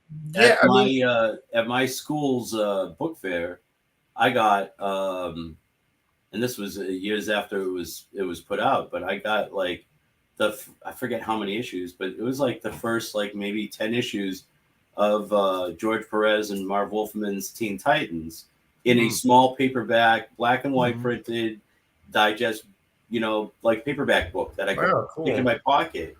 And I carried that around with me for years. And then I was like, that's what inspired me to start like really putting money into like collecting comics. I bought like 3 runs of everything of the Teen Titans and then the X-Men, and I mean, it really set me on my path, And you helped out and worked in a comic book store, didn't you? I worked for a newsstand. I worked for a chain of newsstands, and I wound up being a manager for one that was located in a mall. But we got our shipments every Thursday from Diamond, and we put them out, and it was great, and it was wonderful. Everybody loved. Actually, we got them on Wednesday night, but we didn't put them out till Thursday morning. Right. I mean, and then when they took the comics away from the newsstand, it was the business failed. To be honest, the business failed because we used to have, because it was in a mall, we were able to get artists to come in and do signings. It was like a big event, We also got Playboy models and Penthouse models would come in and do signings. Who cares about that? It was a fun store to work at, let me tell you. I bet. Yeah.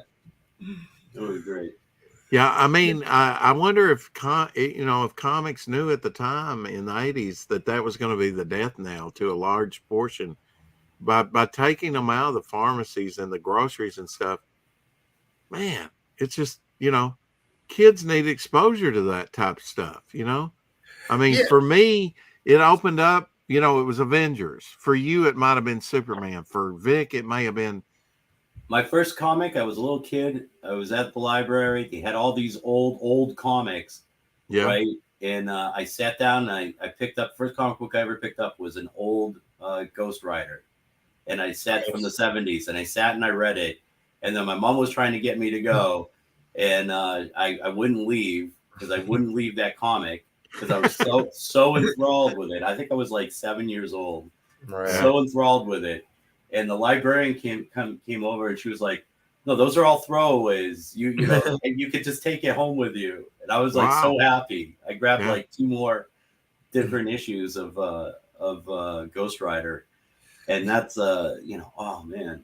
The Ghost Rider was the very first comic I worked on because I was working my day job just before I got into comics. Working my day job, and my brother called me up and he's like, my friend Mark needs some help. You want to come help us out and make a couple of bucks? I was like, sure. And it was up at the Marvel offices. They took over the bullpen area.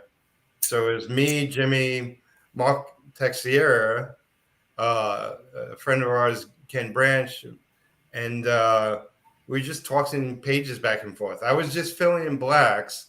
Ken was inking backgrounds, Jimmy was inking backgrounds and figures, and Mark was guzzling coffee and eating donuts and just penciling pages like mad. Like he had literally a half issue to get done that night, so he can give it to them the very next morning. And this is before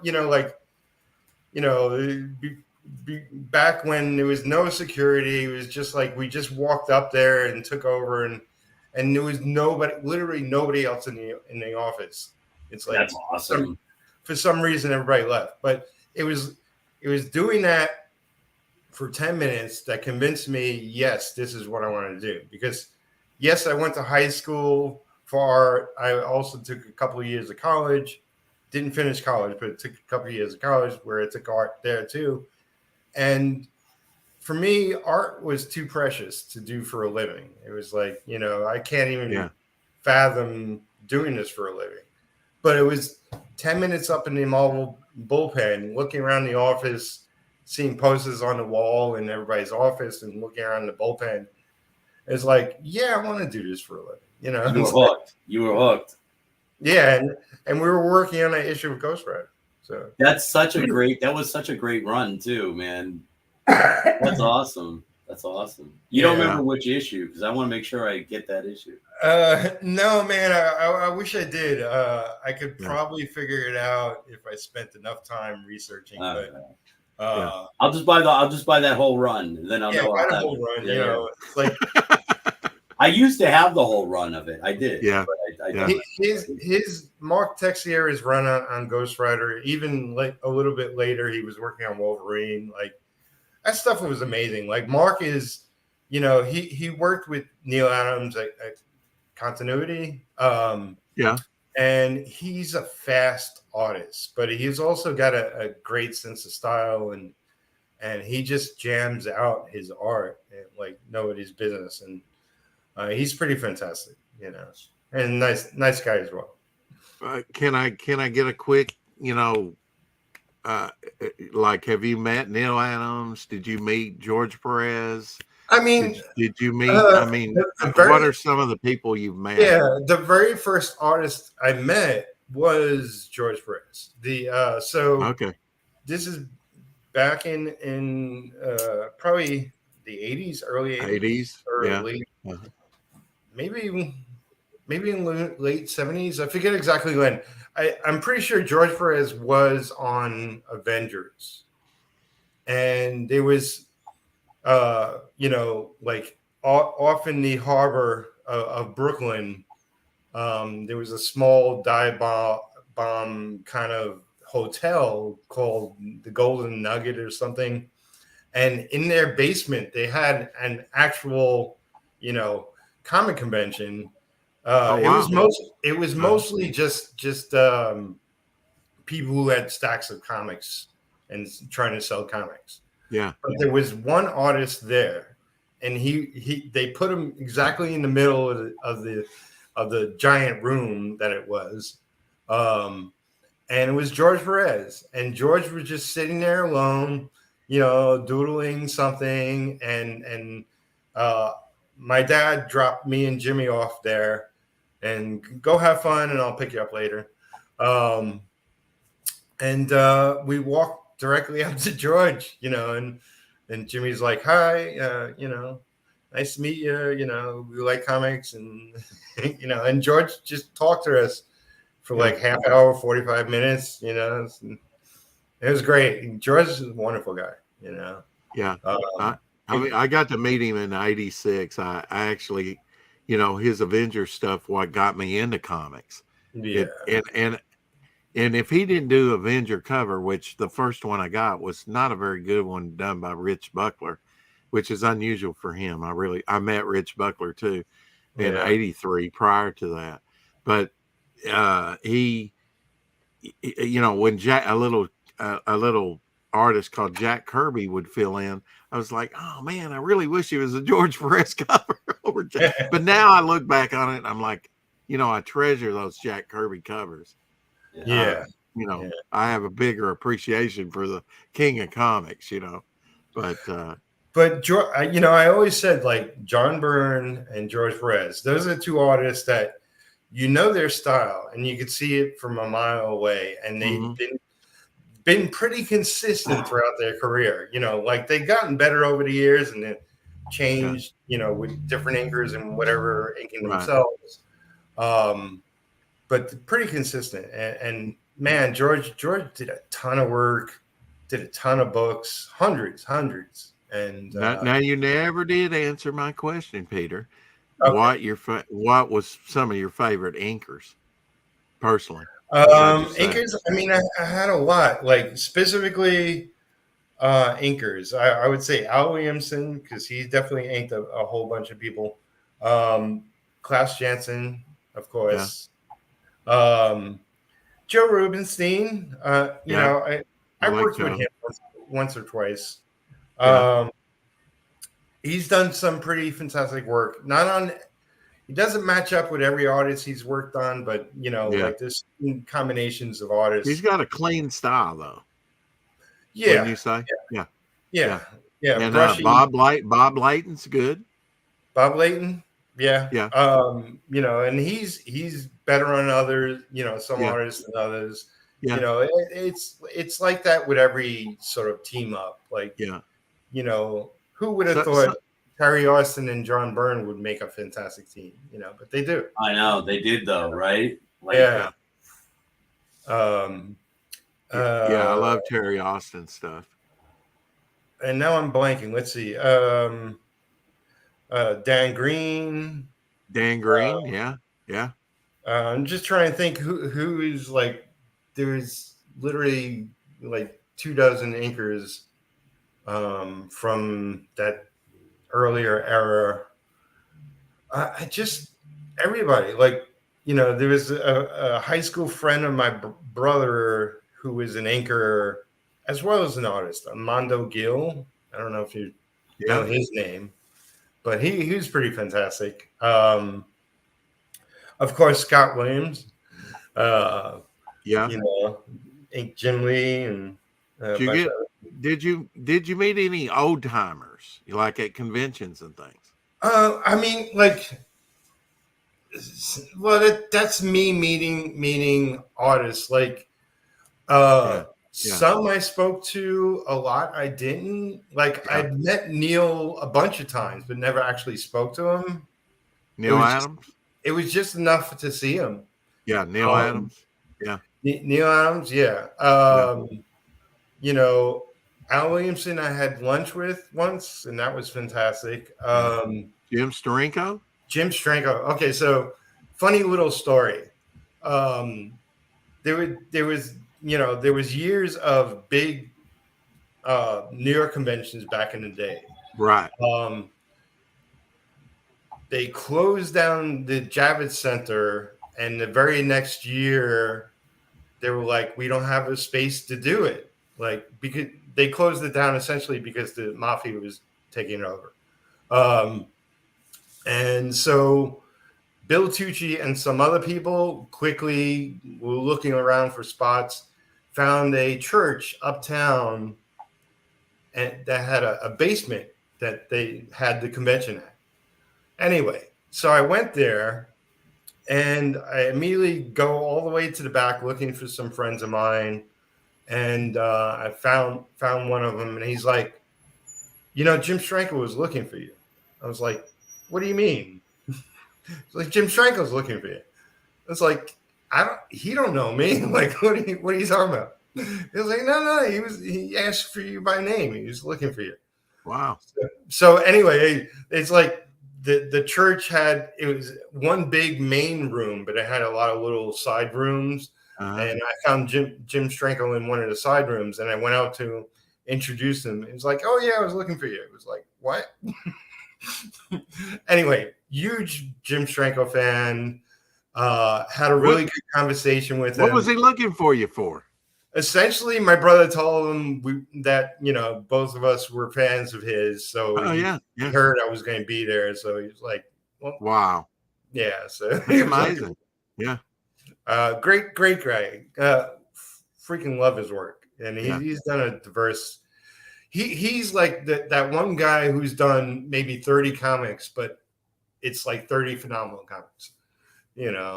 Well, he worked on like a Golden Age project with Mark Waid, and there was maybe even Don Perlin. I know Ron Friends was on it, but now he did like a cover and a print for like this Golden Age, like public domain characters recently. I mean, within the past year or so, last couple of years, and I bought that with the. So even he has kind of went into crowdfunding in a way. Yeah, I mean he's a classic. He he was Houdini at one time. He was like a bunch of different things, and I don't know if you remember his magazine. I freaking loved his magazine. It was comics and movies, and he wrote a couple of books on the history of comics. Yeah, he wrote a couple of books. I mean, like he's got a rich history to his career. And fabulous hair, huh? Yeah. Now, where is he from? Is he from New York? I want to say yes, but I actually don't remember offhand. And I think he is. I think he's maybe a Brooklyn boy. Maybe could be. Yeah. I mean, would make sense. Yeah. Because I imagine he and Frazetta were friends, and Yeah. And when he started out, there was a lot of artists like him and Barry Windsor Smith and Rich Buckler. They were all told to draw like, for Marvel, for like Jack Kirby. Yeah. So their early styles really look like Jack Kirby. Yeah. Even Barry Windsor Smith's early Conan looks reminiscent of, it was very Kirby-esque. Kirby-esque. Yeah. Yeah. I really don't, but now he really made a change, in like the early 80s when he did like the Machine Man miniseries. That's where I really saw a shift in his work. And then, he did like the first stories in Marvel Comics Presents, telling the origin of Wolverine for the very first time. Fantastic stuff. Barry Smith, man, my favorite book of all time was The Studio, which was Barry Smith, Mike Kaluta, Jeff Jones, and Bernie Wrightson. And it was them in a studio for, what amount of time, three years? I don't even know. 3 months. It was a short amount of time, but they were all doing phenomenal work, and it's amazing. I think Jeff Jones did some work for had a title for Pacific Comics back then in the 80s or something. I can't remember, but I'm not as familiar with Jeff Jones. With his Was it Epic? Epic Epic, the Marvel line. Epic. that had Jeff Jones strip in it. I forget. Oh, maybe Or was so. it Heavy Yeah, the Metal? magazine. Yeah, like yeah. They're Yeah. sort of heavy metal Yeah. variation. Yeah. Yeah, I'm not sure if Jeff Jones did a strip in there or if it was a full-fledged comic or whatever, but he's done. I mean, they all did some amazing work at that time. You like Bob McLeod as an anchor? I've met him. Bob's good, Yeah. he's good. He's He's a solid. nice guy, Yeah. But who have I met? I met. Okay, so one of my worst experiences, which doesn't. I Yeah. say worst, but it doesn't bother me really. But like, Right. I Yeah. met Bernie Wrightson. So I was at a convention. I was talking to my brother. He was at a table, so he was sitting down, and he was like, "Look behind you." And I looked behind me, and there's Bernie Wrightson. And Jimmy goes, "Hey, Bernie, it's my brother Peter." And Bernie looks directly at Jimmy and starts talking to him, and like completely ignores me. It happens. Sometimes you don't, you miss your heroes. I mean, I told you I met George Perez. I said, and I really admired his stuff more than anybody. That's what got me started in comics. I was like, "Ooh, would you draw me a beast?" And he says, "Oh, I don't do that anymore." Deflated right from the very beginning. But I tried to carry on and let him know, just like when I met Adam West, what an influence he was on me, Right. and without totally geeking out, I wanted to let them know that I appreciated, their work and what a change it had made in my life, what an impact it made in my life. Yeah. It's like, I don't, it doesn't bother me. Like if my 2 minutes of interaction with them is not the greatest in the world, because they got 100 things going on. You don't see it at a convention, like, but it doesn't bother me. Like, but, most of the creators I meet, like I said, I'm just happy to see them. Like, I don't have to interact with them. I don't, I appreciate their freaking work, and I'm sure they know that. I really treasure some of those moments now more than I did then, because I was young then and I didn't I didn't know their back catalog of what they had done. I got to meet Martin O'Dell, and then the next year I got to meet him and his wife, John Romita, and his wife Virginia, and then the next year him and his son Junior, and I presented him with some Golden Age comics, some of the early stuff he'd done, the Captain America stuff in Young Men comics from the 1950s, the early 50s. And he said, "Look, Virginia," and he was flipping through it like a little kid. And he said, I haven't seen this work since, look, Virginia, we were dating at this time. They weren't even married, and this was some of his first work he'd done for Atlas, Timely, Marvel. And it was just thrilled to be able to, and I just bought him at the convention, and noticed that he did the work and said, "Oh, he's here. I'll have him sign him," and he was geeking out on it, Yeah. So I was glad to bring back some good memories for him, Like I've met John Byrne. I met Dave Cockrum. That was cool. Like, big fan of Dave, and was happy to meet him. I think he was drunk. Yeah, that happens too, doesn't it? Yeah. It's like, a lot of creators at conventions. And it really depends on the convention. Like, I'm in the South here. I'm in Arkansas, but, and Memphis is an hour away. And the very first conventions I went to, where I met Joe Staten and Bob McLeod and Rich Buckler and Ron Wilson and just different artists and inkers and things as they were scheduled. John, and one of them was a writer, John Ostrander, that Right. did Grim Jack and a bunch of Yeah. other stuff. And I got to talk to him for a good 10 minutes or more down there, maybe even 30 minutes. And and he said, "Yeah, I'll be up in Chicago in a week." And I said, "Oh, we're going to be up there in a week. We're going to that convention too." And I met him up there and said hi, but it was more fast paced up there. I didn't have the time to spend with him up there that I did down Yeah. in Memphis. So it really depends on where you're at, right? Yeah. I mean, like, I went to, it was a decent, one of those decent size. It wasn't small, it wasn't the big one, but it was a medium sized New York convention at the time. And I saw Adam Hughes there. Oh, And, okay. big fan of his work. He's phenomenal artist. I wish he would have done more comics, whatever, but love his work. And he was sitting there and he was all alone. And it was like, so I just went up and started talking to him and must have been talking to him 15 minutes or so. And it's like nobody even walked up to him. It's like, it's just like, Yeah. timing is everything sometimes. But,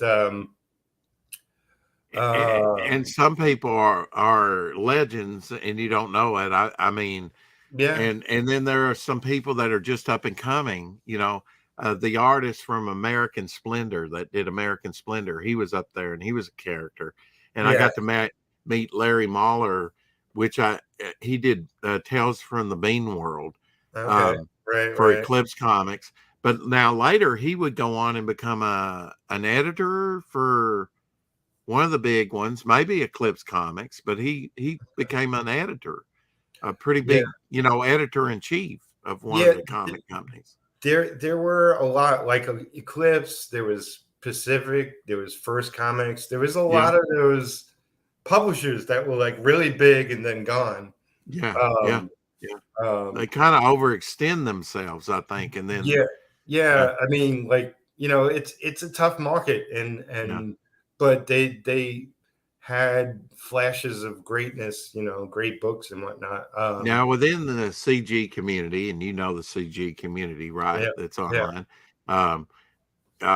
There's been a lot of Joe Kubert graduates right. that from older, earlier ones like Graham Nolan from 1982 graduate, I think, to more, Patrick Parnell and Andy Smith. Did you ever meet Andy? Because he worked for CrossGen with Bart Sears. I think I've seen him around once or twice. Yeah, because he does conventions and stuff. My brother's wife is Amanda Connor, and she graduated from Joe Kubert. So, okay. Yeah. I considered it, but back then they didn't have the correspondence courses, and I just didn't want to go to New Jersey. Yeah. Who wants to go to Jersey? I kind of regret it, though. I kind of regret it. Where I would be here today had I done it. Yeah, I mean, I went to art and design, and there's a history of a lot of big names that came from art and design. But I don't think I was in the strongest season. It's like there's a couple of people that have become names in the industry, but mostly, I think, I think most of my class didn't survive or didn't wind up in comics. Well, you kind of, a little bit of formal training is a good thing, isn't it, for any artist? I mean, just to learn some very basic stuff. Even though I went to art school, I consider myself self-taught. I do too. Like, most of what I did in high school and the 2 years of college were it's a project. Do the project, get the project done. Move on to the next project. Blah blah blah blah blah. Did you kind of get sidebarred? I kind of got sidebarred out of graphic design to fine art. Well, I would say both maybe more high school than college, but okay. They really give you a wide range of what they would, sort of teaching you. But it's really your connection with the teacher is everything. And I had definitely one great teacher and one pretty decent teacher. everybody else was like, here's a project, do the project, get the project done, move on to the next project. But I had one teacher, Mr. Ferguson, who sat with everybody, or at least he gave me attention. He sat with me. He said, well, what are you trying to do? And here's a way to do it better. And blah, blah, blah. Like really worked with me. And I remember because he made me do over sort of like I was doing a piece for my yearbook. And he made me do it over and really worked with me on it. And then in the end, decided maybe that wasn't the piece that should be in the yearbook. Do another piece, or I had something else in mind to do, or whatever. But he really didn't accept less than my best, and I really appreciated that of him. Yeah. And the fantastic thing is, he would come to conventions, and when I was working on Aquaman, he came to the convention, and I was like, "Hey, look at this!" And I showed him an issue of Aquaman. He's like, "Yeah, you made it." I'm glad you mentioned Aquaman again, because Ramona Freidens turned 98, something like that. She's an old Aquaman. She co-created Aqualad. She worked on Metamorpho back in the 60s. I have one of those sort of amalgamated, mashups between Marvel and DC, a page drawn and signed by her.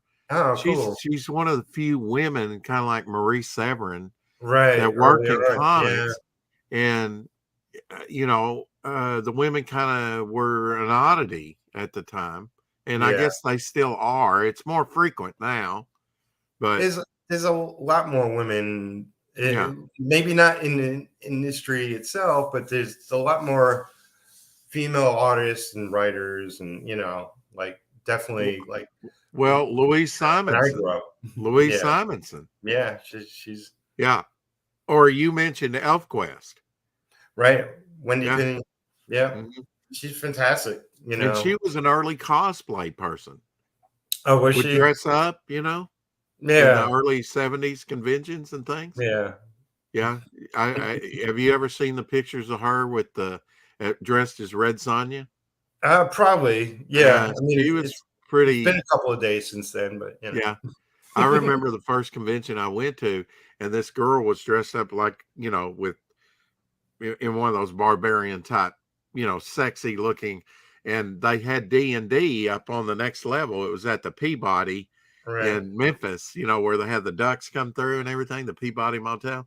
And she was getting in on as I was coming up, I guess the stairs, I don't know, but she was I was like, wow, I want to go there. The D&D. Yeah. Because D&D was a big thing, with comic books back then, Yeah. I mean, that wasn't my world. I was into comics. I was into I wasn't either, but video games a little later, but as far as board games, I think I like Monopoly the most. But the one, I feel fortunate because the conventions that I went to were centered around the comics. And the art, and now it's not that way, Peter. It's like, especially out at San Diego Con, Vic can tell you that. He's went out there like 10 years in a row or something. He's really went out to San Diego Con a lot in the past. And it's gotten so big, it's about media, multimedia type. I mean, you name it, gaming, it's not about the comics anymore so much. Well, I mean, I mostly I choose not to look at the negative of things. As far as I'm concerned, if you're interested in comics and you go to convention, you can find the comics. Conventions aren't what they used to be, but you could still meet the creators. You could still meet the artists and writers and publishers and whatnot. I went to San Diego once. I was actually, me and my friend were supposed to have a table through this publisher. When we showed up, he wasn't at the table. We found him a little shortly after. he sold the table to two other people, Mm-hmm. and we were like, well, what the fuck are we supposed to do? Like, so I walked around for 3 days straight, like going up and down the whole length of the convention. Well, Peter, when I become a millionaire, I'm going to come over and get you, and we'll go up to Mile High Comics or There you go. someplace like that. Yeah. And to that's Shangri-La to me. Right. You know, Yeah. I just want to spend 2 weeks there just looking in the dollar bin. You know, I filling thought in you some were gonna say pumpkins. we'll go there and do a signing. Yeah. Oh, it'd be great. Yeah. Yeah. And I guess you can still get like a Mile High comic, you know, if you got the money to play Chuck. You know, you can get a Mile High Comics variant cover There you go. for your comics. They still kind of do that, and they've got like a display where they got a bunch of the Mile High comic variants, you know, that they've done through the years. That's kind of neat. Let me ask you something Sure. for change. This is something, you know, I've been so set against doing variants for my comic. Yeah. But you know, there's literally nobody not doing that. Right. Yeah. So I'm thinking, well, maybe I should do a variant for my comic, especially like, you know, like people that do Kickstarter and then do Indiegogo or the reverse or whatever. Well, you like, know what I found, Peter, is I was kind of dead set about doing Devil Flyer because he was a new character, and I'd been working on this other character for a couple more years, even prior to that, and had him most developed, and he was the last character I added to the book, but I did get him in there. It's kind of like an anthology or compendium, and it has 6 stories in there, three hero and 3 horror stories. And it seemed like everything I was kind of against and didn't want to put in the book, I kind of wound up doing, and it's kind of working out that way. So when it comes to variants, it's like, I think that's a bigger thing on Kickstarter, because some of those Kickstarters can have an ungodly amount of variants. But I think over on Indiegogo, it's a lesser thing. Like you can get away with 2 or 3 covers. I was telling Vic, you know, what he could do is like offer 2 covers, and then at the beginning of the next 30 days, he could have another variant, or he could do it this way, have like a 24, 48 page, hour variant when you launch it. Yeah. And then, you know, the regular cover, and then the next 30 days, you could have another cover. Yeah. But it's a different setup every time. So it is more costly, and the fans don't understand that. You know, every time you switch covers or change it, it's a lot easier to do one cover, but they do want to see a variety, you know. Well, I mean, it's a lot easier to do one cover, but it's also, I mean, I wanted to do only one cover because I missed the days when you can pick up a book and everybody has the same cover, and that's the iconic cover for this issue. Yeah. There's no question. Yep. You know, like, because the first issue of Spider-Man, you know the cover I'm talking about. First issue of Fantastic Four, you know the cover I'm talking about. Yeah. You know, and so on and so on. But I also understand the business side of it, and it's, you know, the book sells better if it has multiple covers, because people are more likely to pick up multiple issues to have the various covers. Yeah, exactly. Yep. You know. Yeah. So I may be leaning towards that. Well, you know, I mean, even with Alterna, you know, I think it's smart for them. They let their artists run a campaign, and they have like a prestige format. And then Alterna comes out with the lower, you know, the newsprint, and which is lower cost, and it's meant to be lower cost. It's still good quality, but maybe a different cover on that. I don't know. And you know, I think that's a smart business deal, because they allow their artists to benefit from crowdfunding, and then also from what they're doing over there in Alterna with a wider distribution net. You know. So he's got a pretty good model there. And the thing of it was, he started out with graphic novels and then went to floppies, you know, which is kind of different. Yeah, I mean, like you gotta tackle the business, whatever is succeeding, is Well, where you Peter, go. before I get out of here, because I have to go in Yeah. a little bit. I wanted you to have the opportunity to talk about your project retro or anything else you wanted to talk about. Well, I'll say this up front: like, if you're not following me, not subscribed to my YouTube channel, then go there. It's just And Peter what's Palmiotti. that under, Peter? It's Is it under? it's youtube.com/c/Peter Palmiotti, something like that. I mean, if you Okay. type in my name on YouTube, you can get it. Okay. But yeah, go subscribe to my YouTube channel. Watch every video there. There's over 800 now. Oh, that's great. That's Yeah, awesome. Yeah. yeah. But yeah, retro. It looks like more. I'll get this out next year. And what's retro about?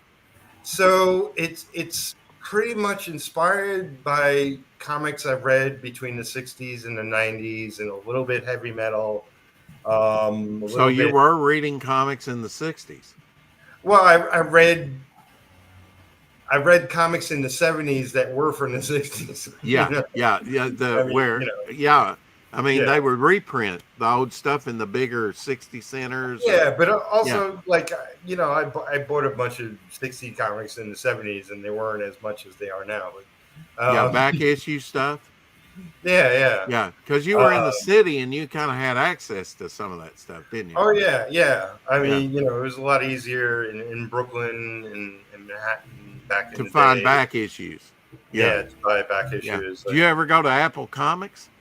Apple Comics in California. I thought Apple Comics was also in New York, the main one. Not that I remember. Okay, maybe it isn't. I don't know. There were a bunch of stores, like, because I imagine New York has some very large comic book shops. Yeah, I mean, there's at least 8 that I frequented in Manhattan, all the way from downtown to uptown, and midtown and all that. But what was I talking about? About retro and what you're working on. Yeah. So essentially, a lot of what I read in between the 60s and 90s comics, I wanted to put into my own comic, because I think like, people say Marvel and DC, they're more political now and all that, blah, blah, blah. I think they lost what was good about comics back in the day. They lost about what was good about the heroes and the stories. And when do you think that occurred, Peter? I mean, I really stopped reading Marvel and DC for the most part in the 90s. Okay. They were starting to lose their way then. Yeah. I've read stuff here and there, right? But I never got as jazzed as I did from comics back when. So I want to integrate that into retro and other books I'll be doing.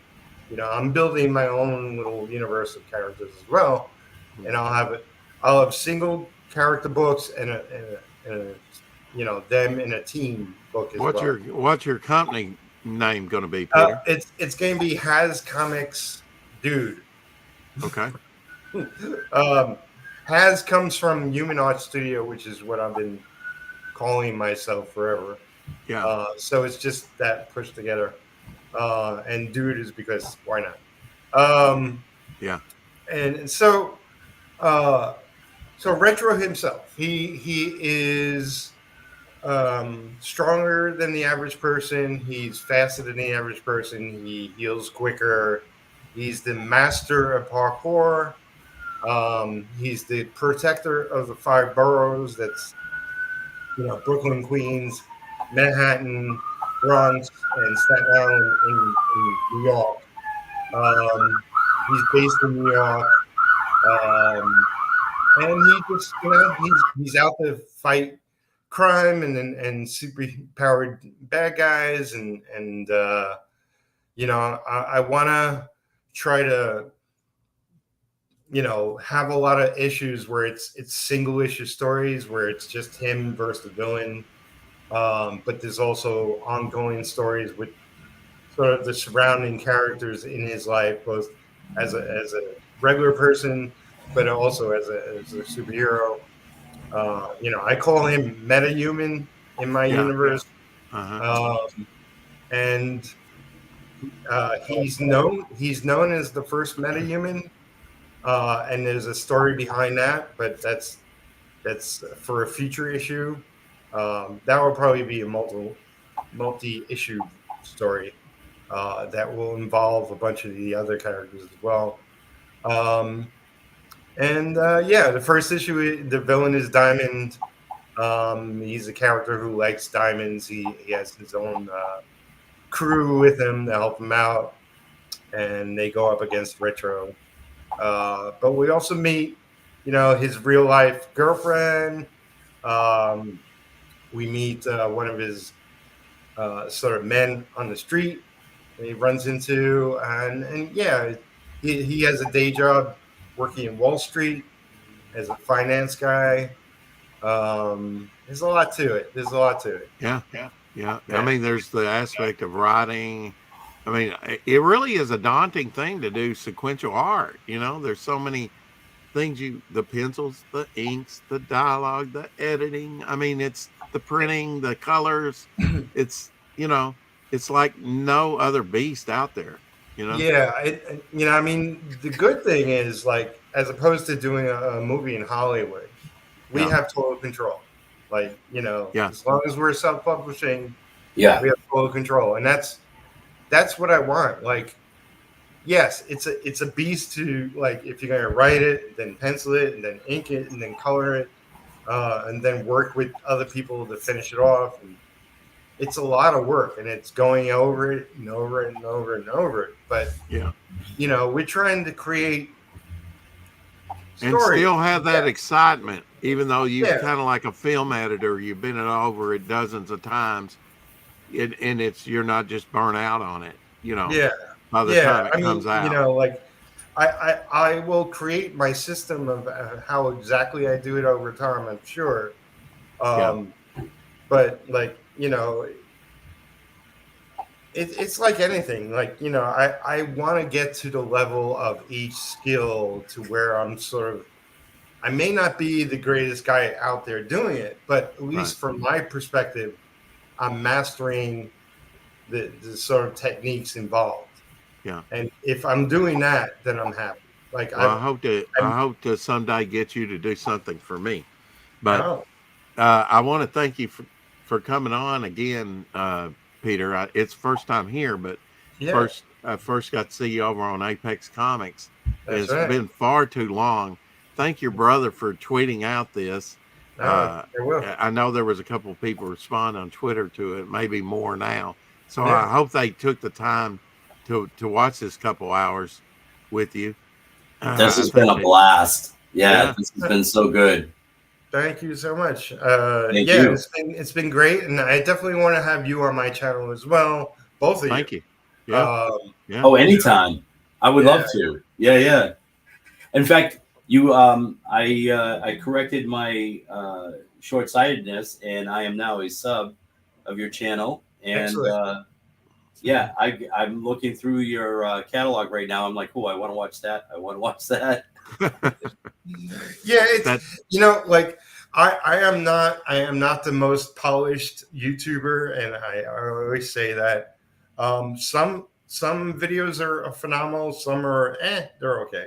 And I really I lay it out as I'm going through it. So, like, I'm not the A-lister. So, like, a lot of videos I'm just suffering. I'm like, I don't know how I'm going to pay my bills this week. It's like, but I'm honest. So enjoy. Yeah.